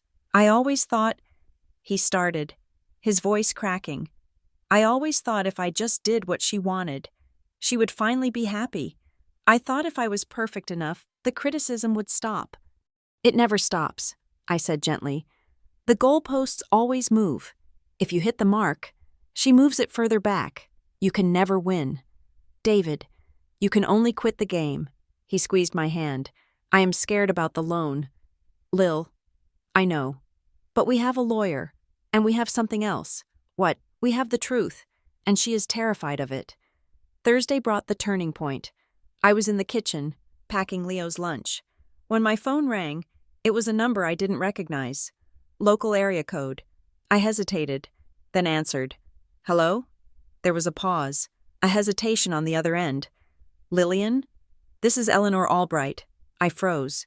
Mrs. Albright, the woman from the fictional charity foundation, the woman who had witnessed the slap, the woman Victoria was desperately trying to court. Mrs. Albright, I said, keeping my voice neutral. I didn't expect to hear from you.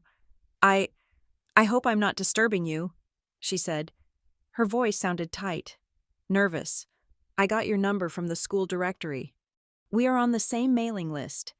You are not disturbing me. I said, I wanted to call and apologize. She said, apologize? For what? For leaving, she said. For not saying anything in the moment. I was shocked. I have known Victoria for 5 years. I have seen her at galas. I have seen her at board meetings. She is always so composed, so perfect. She paused. When she grabbed that little boy, when she grabbed Leo, I felt sick. Lillian, I have a grandson. If anyone touched him like that, she trailed off. Thank you for saying that. I said, it means a lot. Truly, I felt like I was the only one who saw it. You weren't, she said firmly. And Lillian, when you spoke to her?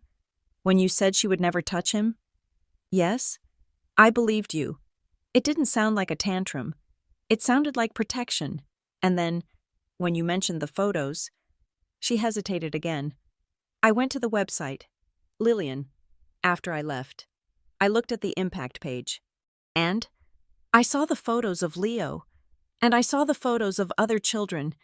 And then I saw the email Victoria sent out this morning to the gala committee. My grip on the phone tightened.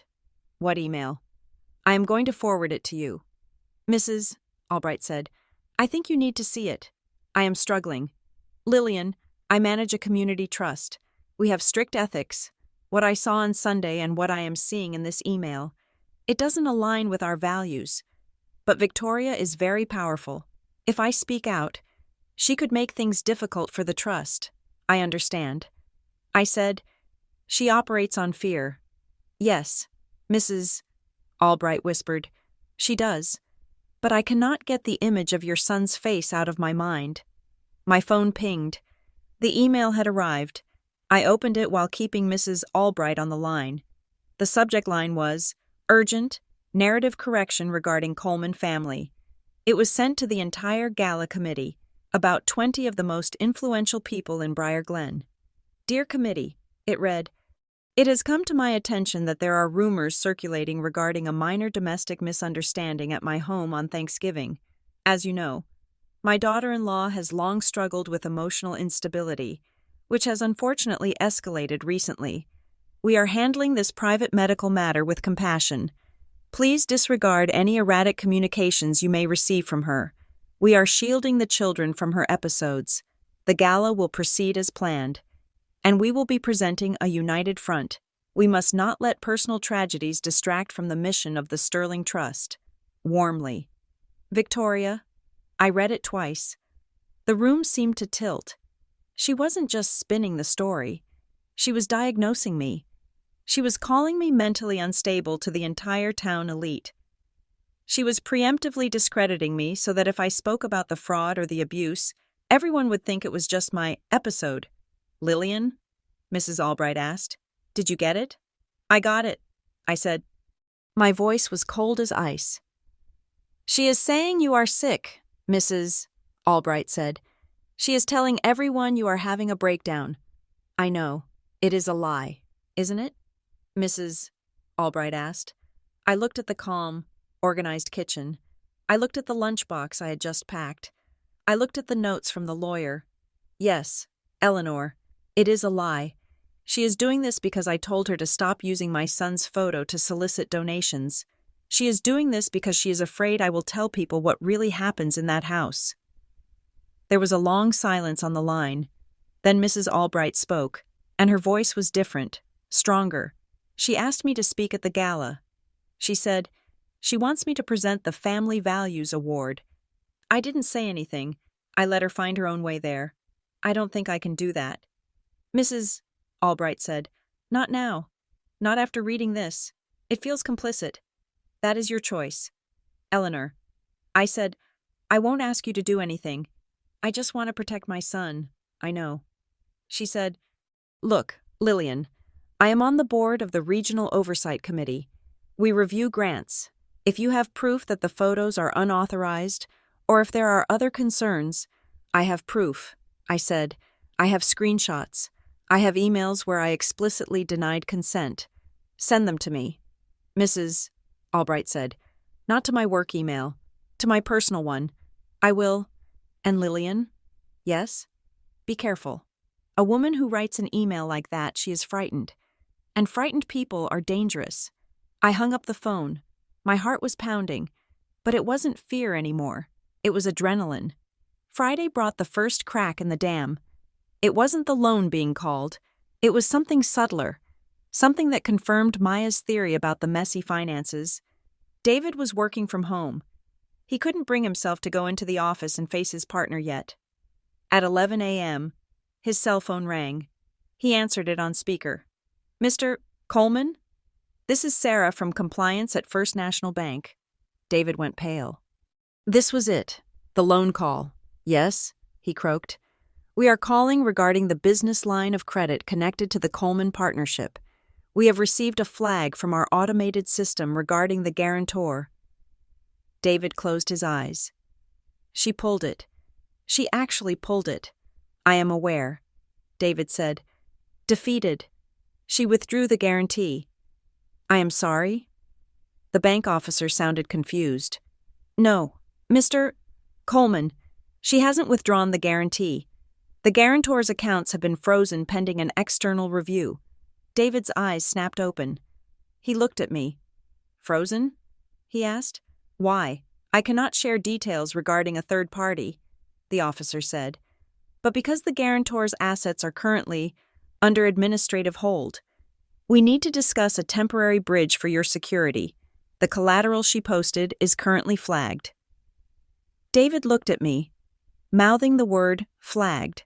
Flagged usually meant one thing in banking: suspicious activity. It wasn't that Victoria had called the loan. It was that her money, the money she moved around through shell companies and fake grants, had triggered something, maybe a large transfer to cover her tracks, maybe the rapid movement of funds after Thanksgiving. Whatever it was, The bank was nervous. And if the bank was nervous about Victoria Coleman, her power was an illusion. "We can provide updated financials," David said, his voice gaining strength. "The firm is healthy. We can secure the line with our receivables. We don't need the guarantor." "That would be excellent. Mr. Coleman, if you can send those over today, we can decouple the account." Decouple. It was the most beautiful word I had ever heard. David hung up. He stared at the phone. "She is frozen," he whispered. "Her accounts are frozen." Maya was right, I said. "She tried to move money, maybe to hide it, maybe to pay someone off, but she triggered a compliance review." David started to laugh. It was a shaky, incredulous laugh. "She threatened to ruin me financially," he said, "and she is the one who is toxic to the bank." He looked at me, and for the first time in years, the shadow of his mother wasn't darkening his face. "She isn't a god." "Lil," he said, "she is just a crooked landlord with a fancy last name." That afternoon, I sat down to compose the email to Mrs. Albright. I kept it clinical. I kept it cold. I attached the screenshots of the website. I attached the text messages where Victoria admitted the photos were a tribute, despite my refusal. I attached the time-stamped photo of Leo's wrist. I didn't include the email about my mental instability. I didn't need to defend myself against that. The facts would defend me. "Dear Eleanor," I wrote, as discussed, "attached is the documentation regarding the unauthorized use of my son's image for the Sterling Trust's solicitation materials. You will also find a record of my request for their removal, which was refused. My goal is simply the privacy and safety of my child. I am sharing this with you in confidence, given your role on the Oversight Committee, so you can make informed decisions regarding governance. Sincerely, Lillian Coleman." I hovered over the send button. I knew what this would do. This wasn't just a complaint. This was a grenade thrown into the engine room of the Sterling Trust. Mrs. Albright was a rule follower. She was an ethics stickler. If she saw proof that the trust was violating privacy laws and that the matriarch was abusing the beneficiaries, she wouldn't just resign. She would investigate. And if she investigated, she would find Vantage Logistics. She would find the shell companies. She would find the rot. I looked at the photo of Leo on my desk. He was smiling, holding a Lego spaceship he had built yesterday. He looked happy. He looked free. My 6 words at the dinner table had been a shield. This email? This was a sword. I clicked send. The screen refreshed. Message sent. I sat back in my chair and listened to the silence of the house. It wasn't an empty silence anymore. It was the silence of a storm holding its breath just before the thunder breaks. Victoria Coleman had spent 40 years building a castle out of glass. She had polished it, lit it perfectly, and invited the world to admire it. But she had thrown a stone at my son. And now, I was watching the cracks spread. The summons arrived on Tuesday morning. It wasn't a text or a phone call. It was a formal invitation on heavy cardstock, delivered by a courier, the conservatory at the Briar Hotel. Wednesday, 2 p.m., a discussion regarding the future of the family. It was classic Victoria. She couldn't just ask us to coffee. She had to set a stage. The Briar Hotel was neutral ground technically, but in reality, it was her throne room. She held court there, sitting in the high-backed velvet chairs, ordering tea that cost $20 a cup. David held the card like it was radioactive. "We don't have to go," he said. "We can just ignore it." "We have to go," I said, pinning my hair back. "Not to negotiate. To deliver the terms. If we do this over email, she will claim she never received it, or that it went to spam. I want to look her in the eye when I hand her the agreement. I want witnesses. I had spent the last 2 days with my lawyer, Sarah Jenkins, drafting a document. It wasn't a lawsuit yet. It was a family conduct agreement. It was simple, stark, and non-negotiable. It stated that Victoria Coleman would not post images of Leo Coleman on any platform, commercial or personal. It stated she would not contact him without parental supervision. It stated that any disparagement of the parents to third parties would result in an immediate cessation of all contact. It was a boundary made of paper and ink. I put on my armor, a navy blazer and tailored trousers. I didn't dress to impress her. I dressed to look like a lawyer. We arrived at the Briar Hotel at 1:55. Punctuality was her weapon, so I neutralized it by being early. We walked into the conservatory. It was a glass-walled room filled with orchids and ferns, smelling of damp earth and money. Victoria was already there. She wasn't alone. Sitting next to her was Uncle Robert, looking uncomfortable in his suit, and Aunt Sarah, who was studying the tea menu with intense fascination. It was an ambush. She had brought the family elders to shame us into submission. "Lillian, David, so glad you could make time," Victoria said. She didn't stand. She gestured to the empty chairs opposite her. We sat. I placed my leather portfolio on the table. I didn't order tea. I thought this was a private discussion. David said, looking at his uncle. "It is a family discussion," Victoria corrected. "Robert and Sarah are concerned. They have heard troubling things about your stability, about the way you stormed out on Thanksgiving." She looked at me, her expression one of pained benevolence. "We just want to help. Lillian, we want to understand why you are trying to tear this family apart." I didn't take the bait. I didn't get angry. I didn't defend myself against the lie of instability. I opened my portfolio and slid 2 copies of the agreement across the table. One for her, one for Uncle Robert. "I am not here to argue about Thanksgiving. Victoria," I said. My voice was calm, pitched low. "I am here to establish the rules for moving forward. If you want to have a relationship with your grandson, these are the conditions." Victoria looked at the document without touching it. She laughed, a short, dismissive sound. "Conditions? You are giving me conditions?" "Read it," I said. Uncle Robert picked up his copy. He put on his reading glasses. Clause 1, I recited from memory. "No images of Leo are to be used for the Sterling Trust or any associated entity. All existing images must be removed within 48 hours. Clause 2, no unsupervised visits. Clause 3, no disparagement of David or myself to professional contacts or family members." Victoria's eyes narrowed. "This is ridiculous," she spat. "I am his grandmother. You cannot dictate how I love him. I am his mother." I said, "And I am dictating how you exploit him. You are using his image to solicit donations for a fund that, from what I understand, has some very interesting accounting practices." I looked at Uncle Robert. He froze. His eyes darted up from the paper, meeting mine. He knew. He knew about Vantage Logistics. He knew I knew. Victoria slammed her hand on the table, rattling the china. "How dare you?" she hissed. "After everything I have done for you? I paid for your wedding. I secured the loan for David's firm. And this is how you repay me? With threats? With blackmail?" "It is not blackmail. Victoria, it is a boundary. Sign it, and you can see Leo for supervised visits twice a month. Refuse, and you won't see him at all." Victoria looked at David. "David, are you going to let her speak to me like this? She is delusional. She is paranoid." David looked at his mother. He looked at the document. "She is not paranoid." "Mother," David said quietly, "she is right. We know about the website. We know about the donor list. It stops." Victoria sat back, crossing her arms. A cold smile played on her lips. "You think you are so smart," she said, "but you are forgetting who holds the cards. You are forgetting that I know exactly how precarious your situation is. I know you are stressed. David, I know the firm had a bad quarter. I know Lillian is spending money you don't have on that child psychologist." The room stopped. I felt a chill run down my spine that had nothing to do with the air conditioning. I hadn't told anyone about the child psychologist. I had made the appointment on Monday. I had called from my personal cell phone.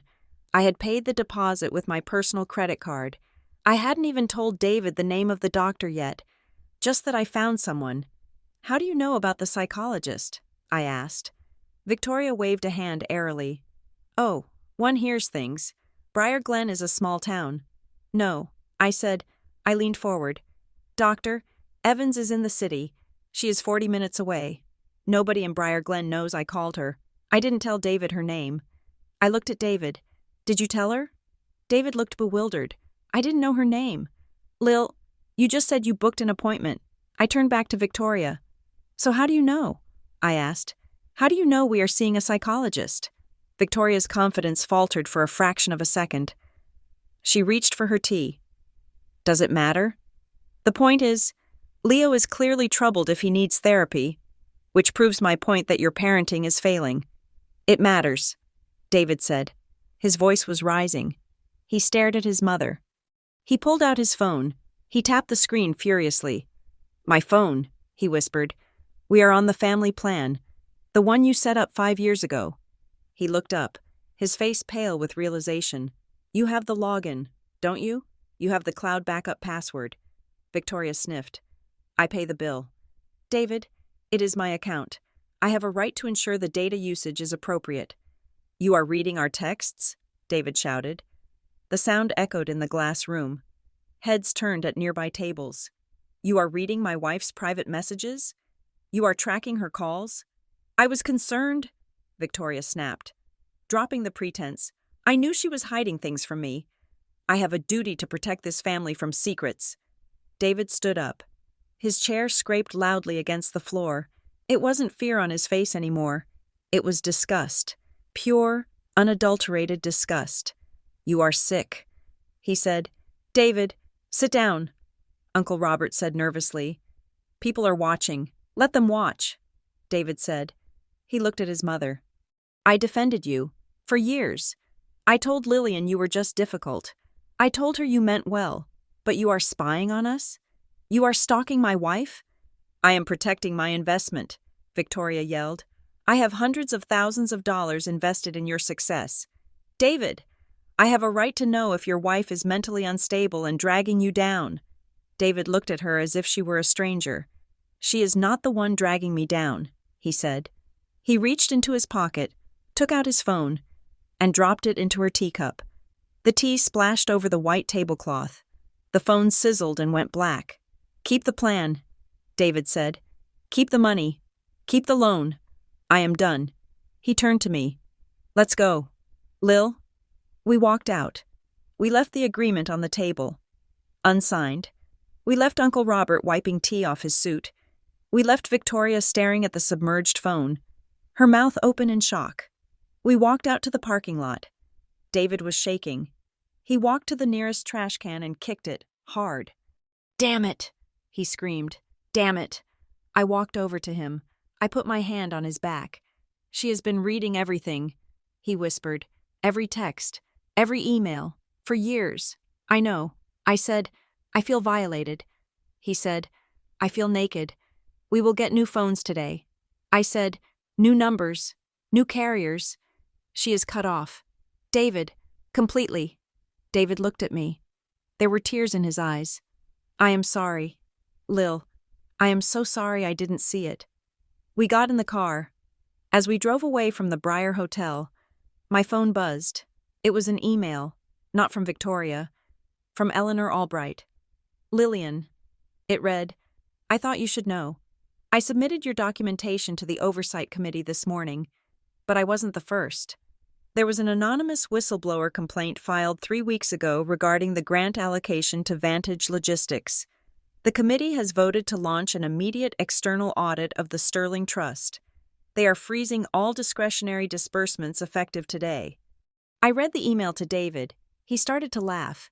It was a wild, jagged sound. She is frozen, he said. She is actually frozen. The whistleblower wasn't me.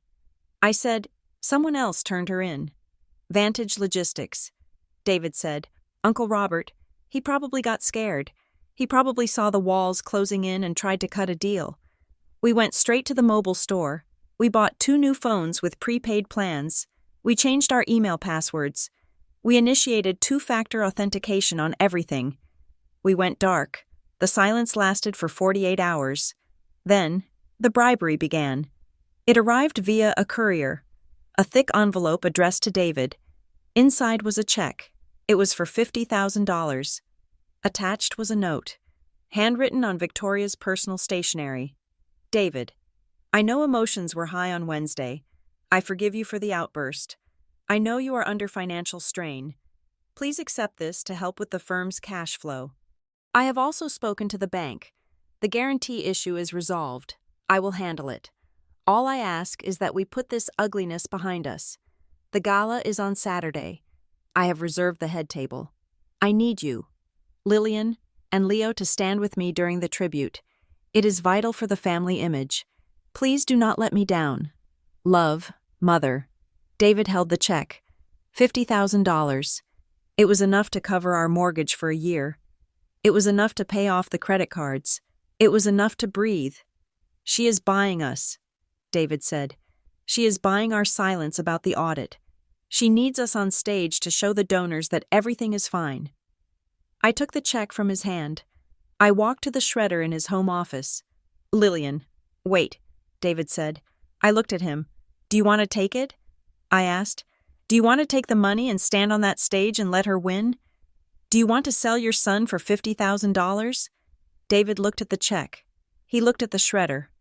He took the check from me. He fed it into the machine himself. We watched the paper turn into confetti. It is a contract disguised as love. David said, Exactly. I called Sarah Jenkins. Send the letter. I said, The cease and desist letter went out that afternoon. It was formal, cold, and legally binding. It demanded the immediate removal of Leo's images. It demanded a cessation of all surveillance. It put Victoria on notice that any further harassment would result in a petition for a restraining order. We drew the line in concrete. Victoria's response was not legal. It was social. She didn't sue us. She destroyed us. On Friday morning, I dropped Leo off at school. Usually, the other mothers would wave or stop for a quick chat about the upcoming bake sale.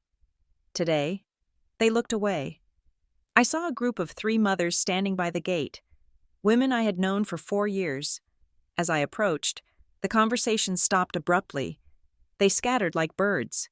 I walked back to my car, my head held high, but my stomach was churning. My phone buzzed.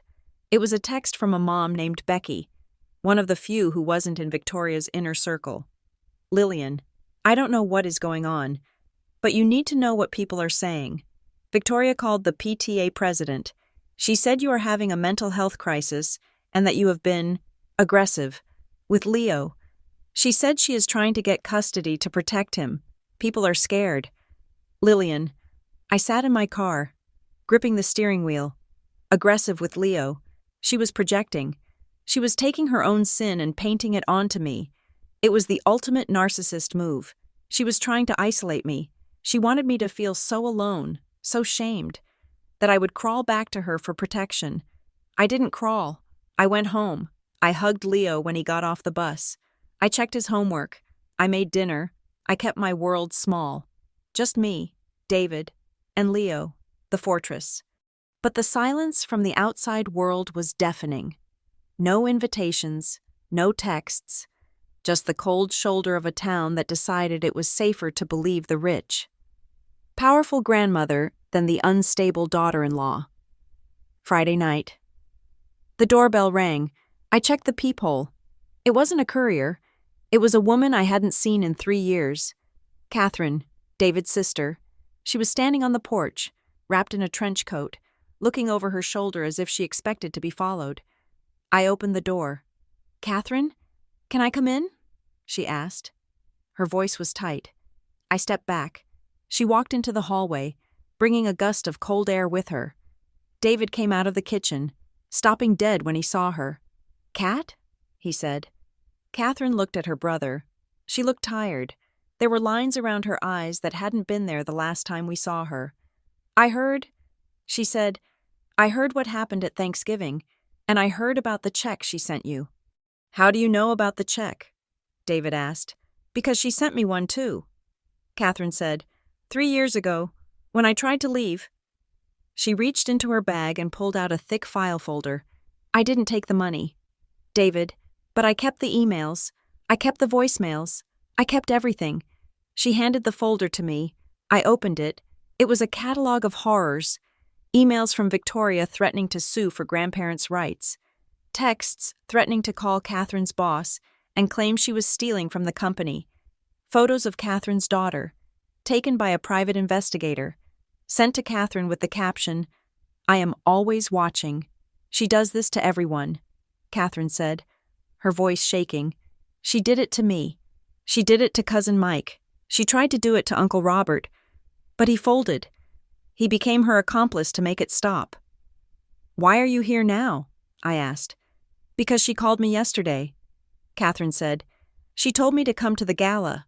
She told me if I stood on stage with her and presented a united family front, she would finally leave me alone. She is desperate. Lillian. She is terrified of this audit. She needs us to be her human shields." "Are you going?"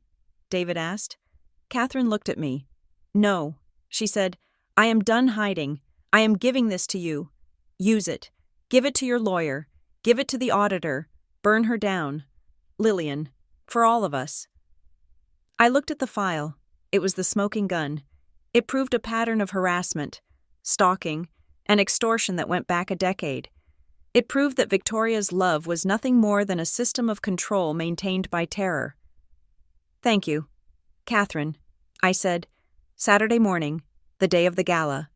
The event was the highlight of the Briar Glen social calendar. Tickets were $500 a plate. The mayor would be there, the press would be there, and Victoria Coleman was planning her masterpiece. I checked the Sterling Trust website. It had been updated. The banner image was no longer Leo. It was a graphic that read, "Tonight, a celebration of resilience. Special appearance by the Coleman family." She was still advertising us, even after the cease and desist, even after the shredded check. She was gambling that we wouldn't cause a scene in public. She was gambling that the social pressure would force us to show up. She believed that if she announced us, we would have to appear, just to avoid the humiliation of an empty stage. David looked at the website over my shoulder. "She is insane," he said. "We are not going." "No," I said, "we are not going. But she is going to spin it." David said, "When we don't show up, she will go on that stage and cry. She will tell 200 people that her daughter-in-law is having a breakdown and kept the family away. She will win the sympathy vote. She will turn herself into the martyr." I looked at the file Catherine had given me. I looked at the time-stamped photos of the bruises. I looked at the audit confirmation from Mrs. Albright. "She can cry all she wants," I said, "because while she is on that stage, I am going to be sending an email to the board of directors of the Sterling Trust and to the editor of the Briar Glen Gazette." "You are going to leak it?" David asked. "I am not leaking rumors," I said. "I am releasing a statement, a joint statement, from you, me, and Catherine." I pulled up a document on my laptop. Statement regarding the Coleman family's absence from the Sterling Trust Gala. To the board and donors, we, the undersigned, will not be attending tonight's event. We refuse to participate in a public image that conceals a private reality of harassment, unauthorized surveillance, and the exploitation of minors. We support the ongoing independent audit of the Trust's finances and ethical practices. Our priority is the safety of our children, not the reputation of a brand. David read it. It is a declaration of war. He said, "It is the truth," I said. David took the laptop. He typed his name at the bottom. "Send it," he said. "Wait," I said. "Timing is everything. The gala starts at 7. The presentation is at 8. We send it at 7:30. I said, just as everyone is sitting down to their salad, just as they are checking their phones under the table. We spent the day in a strange state of suspended animation. We played board games with Leo. We ordered takeout. We didn't answer the phone, which rang incessantly. Victoria called 6 times. Uncle Robert called twice. 7 o'clock came. I imagined the scene at the Briar Hotel ballroom, the crystal chandeliers, the string quartet, Victoria standing at the door in her couture gown, greeting guests, explaining away our absence with sad, whispered lies about my condition. 7:30 came. I looked at David. Catherine was on speakerphone. "Ready?" I asked. "Ready." Catherine said, "Ready." David said. I hit send. The email went to the entire board. It went to the donor list Mrs. Albright had quietly provided. It went to the local press. Then, I turned off my phone. I didn't want to see the fallout. I didn't want to hear the explosion. I wanted to sit on my couch, in my quiet house, with my husband and my son, and know that for the first time in his life, David was free. But the night wasn't over. At 8:15, there was a pounding on our door. It wasn't a courier. It wasn't Catherine. I went to the window. It was a police officer. My heart hammered against my ribs. Had she done it? Had she called the police to do a wellness check on the unstable mother? I opened the door.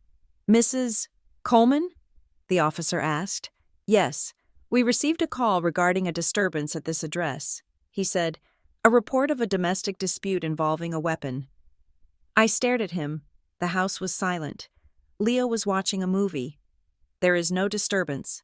"Officer," I said calmly, "we are watching Disney Plus. May I come in and check?" he asked. I stepped back. "Come in." He walked in. He saw David sitting on the rug with Leo. He saw the pizza box. He saw the piece. He frowned. The caller stated there was screaming and that a child was in danger. "Who was the caller?" I asked, though I knew it was an anonymous report. He said, but he looked at his notepad. "The call came from the Briar Hotel." I looked at David. "She swatted us," David said. "She is at her own gala, and she called the police on us because we didn't show up." The officer looked around. Clearly, this was a false report. "I am sorry to disturb you. Folks," he said, "it looks like a prank. We will log it." "Officer," I said, "can you document that the call came from the location of the Sterling Trust Gala? We have an active harassment situation involving a family member who is hosting that event." He looked at me, then at David. He seemed to understand. "I will note it in the report." "Ma'am." He left. I locked the door. "She tried to have me arrested," I whispered. "She tried to have the police drag me out of my house on the night of her gala." David stood up. His face was hard as stone. "She missed," he said. He walked to the window and looked out at the dark street. "She missed. And now everyone at that gala is reading our email, and the police just confirmed that she is the one making false reports." The phone rang again. It was Mrs. Albright. I answered. "Lillian?" she whispered. The background noise was chaotic. Voices were raised. "What is happening?" "Eleanor? You sent the email," she said. "Everyone has it. The mayor just walked out. The donors are huddled in the corner. Victoria is—" She paused.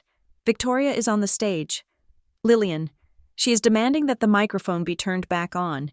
She is screaming that it is a conspiracy. She is screaming your name." "Is she?" I asked. "People are leaving. Lillian. They are walking out. The family unity moment. It is just her, standing there alone." "Good," I said. I hung up. I walked back to the living room. Leo looked up from his Legos. "Is everything okay?" "Mom? Everything is perfect." "Leo," I said. I sat down and picked up a plastic brick. Victoria Coleman had tried to summon us to her stage. She had tried to write our lines, but we had written our own ending. The gala was collapsing. The facade was crumbling, and all I had to do was stay home and let gravity do the rest. But as the clock ticked toward 9, I knew the morning would bring a different kind of fight. A wounded animal is dangerous, but a humiliated narcissist is lethal. She had lost the crowd. She had lost the money. She had lost her son. All she had left was rage, and I was ready for it. The morning of the gala did not break with sunlight. It broke with the ringing of a telephone. It was Saturday, the day Victoria Coleman had anointed as her coronation, the day the Sterling Trust would cement her legacy as the matriarch of Briar Glen. But the foundation was already cracking. I sat at the kitchen table, watching the steam rise from my coffee. David was pacing the living room, his phone pressed to his ear. He was speaking to Mrs. Albright. "It is confirmed, then?" David asked, his voice low. He listened for a moment, then closed his eyes. "Thank you. Eleanor, we will be ready." He hung up and looked at me. "The audit is real. he said. Eleanor told the board this morning. They found irregularities in the vendor list. Vantage Logistics isn't the only shell. There are 3 others. And the donors? I asked. They are panicking. Half of them are looking for a reason to pull out without a scandal. The other half are waiting to see what happens tonight. I nodded. This was the leverage we needed. But Victoria was not a woman who accepted defeat. She was a woman who rewrote reality until it fit her needs. And she needed Leo. At 2:00 in the afternoon, the ambush arrived. I was in the living room helping Leo with a puzzle. A black town car pulled into our driveway. It was sleek, expensive, and ominous. A driver in a uniform stepped out. I stood up, my pulse quickening. I went to the front door, locking the screen. The driver walked up the path. He looked professional, indifferent. "Mrs. Coleman?" he asked. "Yes, I am here to collect Master Leo," he said. "Mrs. Victoria Coleman sent me. She said there is a dress rehearsal for the tribute at 3. I stared at him. The audacity was breathtaking. She hadn't called. She hadn't asked. She had simply sent a retrieval vehicle. Assuming that the sight of a uniform and a luxury car would compel me to hand over my child, she thought I would be too polite to refuse a chauffeur. "Leo is not going to any rehearsal," I said. The driver checked a clipboard. Mrs. Coleman was very specific. She said time is of the essence. She said you might be overwhelmed and that I should assist you with his bag. She was already spinning the narrative to the help. I was the overwhelmed mother. She was the savior grandmother. I stepped out onto the porch, closing the door behind me. I crossed my arms. "Tell Mrs. Coleman that my son is not a prop," I said clearly. "Tell her that if she sends another car, I will call the police and report an attempted kidnapping. And tell her that I have a copy of the custody statutes in my kitchen." The driver blinked. The professional mask slipped. I am just the driver, ma'am." "Then drive," I said. "Empty."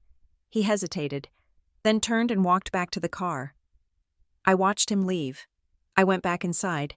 My hands were shaking, not from fear, but from rage. She was going to try to take him until the very last second. David came downstairs, his face pale. "She sent a car?" he asked. "Yes, we have to protect him," David said. "We can't stay here tonight. If she gets desperate during the gala..." "Leo goes to Catherine's." I said, "I already set it up. Catherine isn't going to the gala either. She has a security system and a dog. He will be safe there." "And us?" David asked. I looked at the dress I had bought 3 weeks ago, hanging in the back of the closet. I looked at the file of evidence on the table. "We have a choice," I said. "We can stay home and let her tell the room that we are crazy, ungrateful, and dangerous, or we can go there and show them the truth." David looked at the file. "If we go, it will be a scene." "No," I said. "If we go, it will be a funeral. For her reputation." We dropped Leo off at Catherine's house at 6:00. He was happy to play with his cousin, oblivious to the war being fought over his image. We drove to the Briar Hotel in silence. The parking lot was full of luxury cars.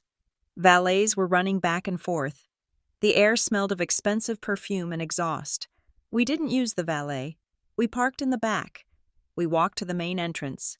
I wore a simple black dress, no jewelry, no flash. David wore his dark suit. We didn't look like guests coming to a party. We looked like witnesses entering a courtroom. We walked into the ballroom. The noise hit us first. The chatter of 200 people. The clinking of glass. The drone of a string quartet playing Mozart. The room was bathed in golden light. At the far end was a stage, draped in velvet, with a massive screen projecting the logo of the Sterling Trust. And there she was. Victoria was standing near the center of the room, holding court. She was wearing a silver gown that shimmered under the lights. She looked regal. She looked untouchable. But as we moved closer, I saw the cracks. Her smile was too wide. Her eyes were darting around the room, scanning the exits. She was talking too fast, her hands moving in sharp, jerky gestures. She was telling a story to the mayor and his wife. Such a tragedy. "Really?" Victoria was saying, her voice loud enough to carry. Lillian has been struggling for months. We tried to get her help, but she refuses. I am just hoping David can keep the boy safe until she stabilizes. That is why they aren't here tonight. I told them to stay home and rest. The mayor nodded sympathetically. It is a heavy burden. Victoria. It is, she sighed. But we persevere. The family is. She stopped. Her eyes locked onto us. David and I were standing 10 feet away. We weren't screaming. We weren't making a scene. We were just standing there, calm, sober, and undeniably present. The mayor turned to look. The circle of sycophants turned. Silence rippled outward from us like a wave. The string quartet seemed to fade into the background. Victoria's face went white, then red. "David!" she cried out. Her voice was an octave too high. She rushed toward us, arms open, trying to smother the moment in a performance of love. "Oh, thank God. You made it. I was just telling the mayor how worried I was." She reached for David, trying to pull him into a hug, trying to physically drag him into her narrative. David didn't move. He didn't hug her back. He stood with his hands at his sides, stiff as a board. Victoria pulled back, her smile straining. "Where is Leo?" she hissed under her breath, her eyes searching behind us. "Where is my grandson? The tribute starts in 10 minutes. I have the photographer ready." David looked at her. He spoke in a voice that was not loud, but in the sudden quiet of the room, it carried like a bell. "Leo is safe. Mother, he is somewhere you cannot use him." Victoria froze. The guests nearby leaned in. This wasn't the script. "Use him?" Victoria laughed, a brittle, nervous sound. "David, do not be silly. We are celebrating him. Now, come. The photographer is waiting. We need a family photo for the newsletter." She reached out and grabbed David's arm, her fingers digging into his sleeve. It was the same grip she had used on Leo, the grip of ownership. "Come," she commanded. David pulled his arm away. It was a sharp, violent motion. "No," he said. Victoria recoiled. "No?" she repeated.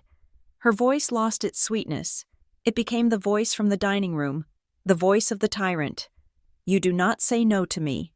David, not here, not after everything I have paid for.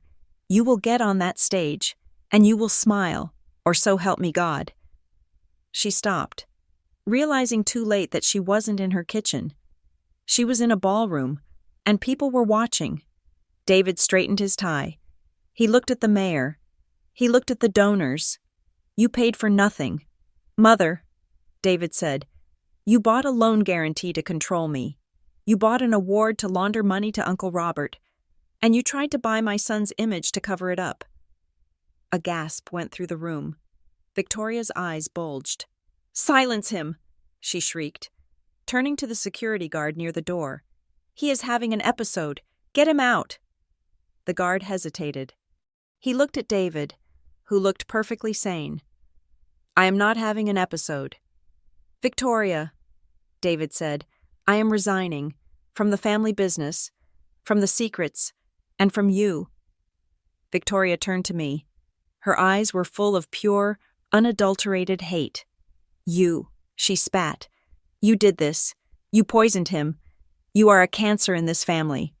Lillian, you think you can walk in here and dictate terms to me? You are nothing. You are a guest in my world." She took a step toward me, her hand raising slightly. For a second, I thought she was going to strike me, right there in front of the town elite. I didn't flinch. I didn't step back. I looked her in the eye. "I am not a guest. Victoria."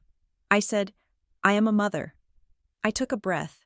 I let the 6 words form in my mouth, the same words that had started this avalanche, but this time, I wasn't whispering them to a relative. I was saying them to the world. "You will never touch my child." I let the sentence hang. "And," I added, my voice steady, "you will never touch us again." Victoria opened her mouth to scream, to deny, to spin, but she never got the chance. From the front table, a chair scraped back. It was Mrs. Albright. She stood up. She was holding a napkin in her hand, but she looked like she was holding a gavel. She walked to the stage, She walked past Victoria, ignoring her completely. She took the microphone from the stand. The feedback whined for a second, then cleared. Mrs. Albright looked out at the room. "Ladies and gentlemen," she said.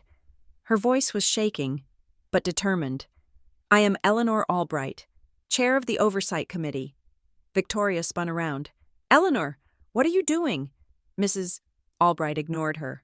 In light of recent information regarding the financial governance of the Sterling Trust and the personal conduct of its leadership, she looked at me, then at Victoria.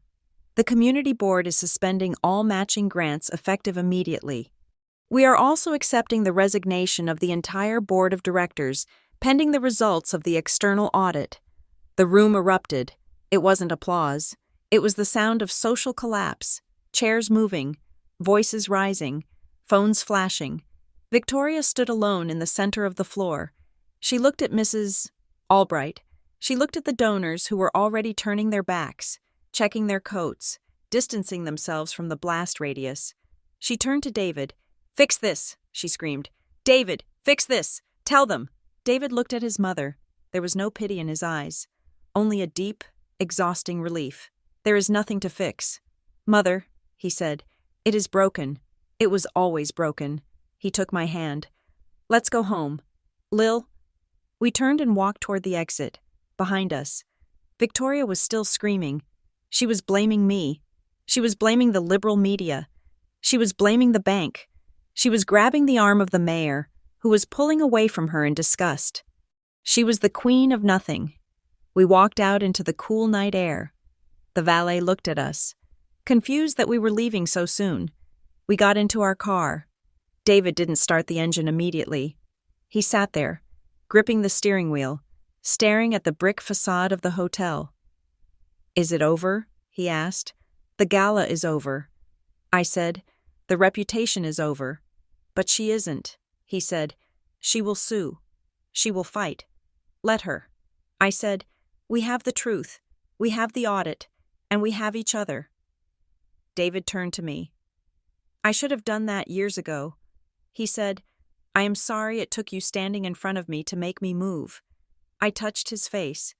"You moved today. David, that is what matters." We drove to Catherine's house to pick up Leo. He was asleep on the sofa, clutching a stuffed dog. I carried him out to the car, his heavy, warm weight against my chest.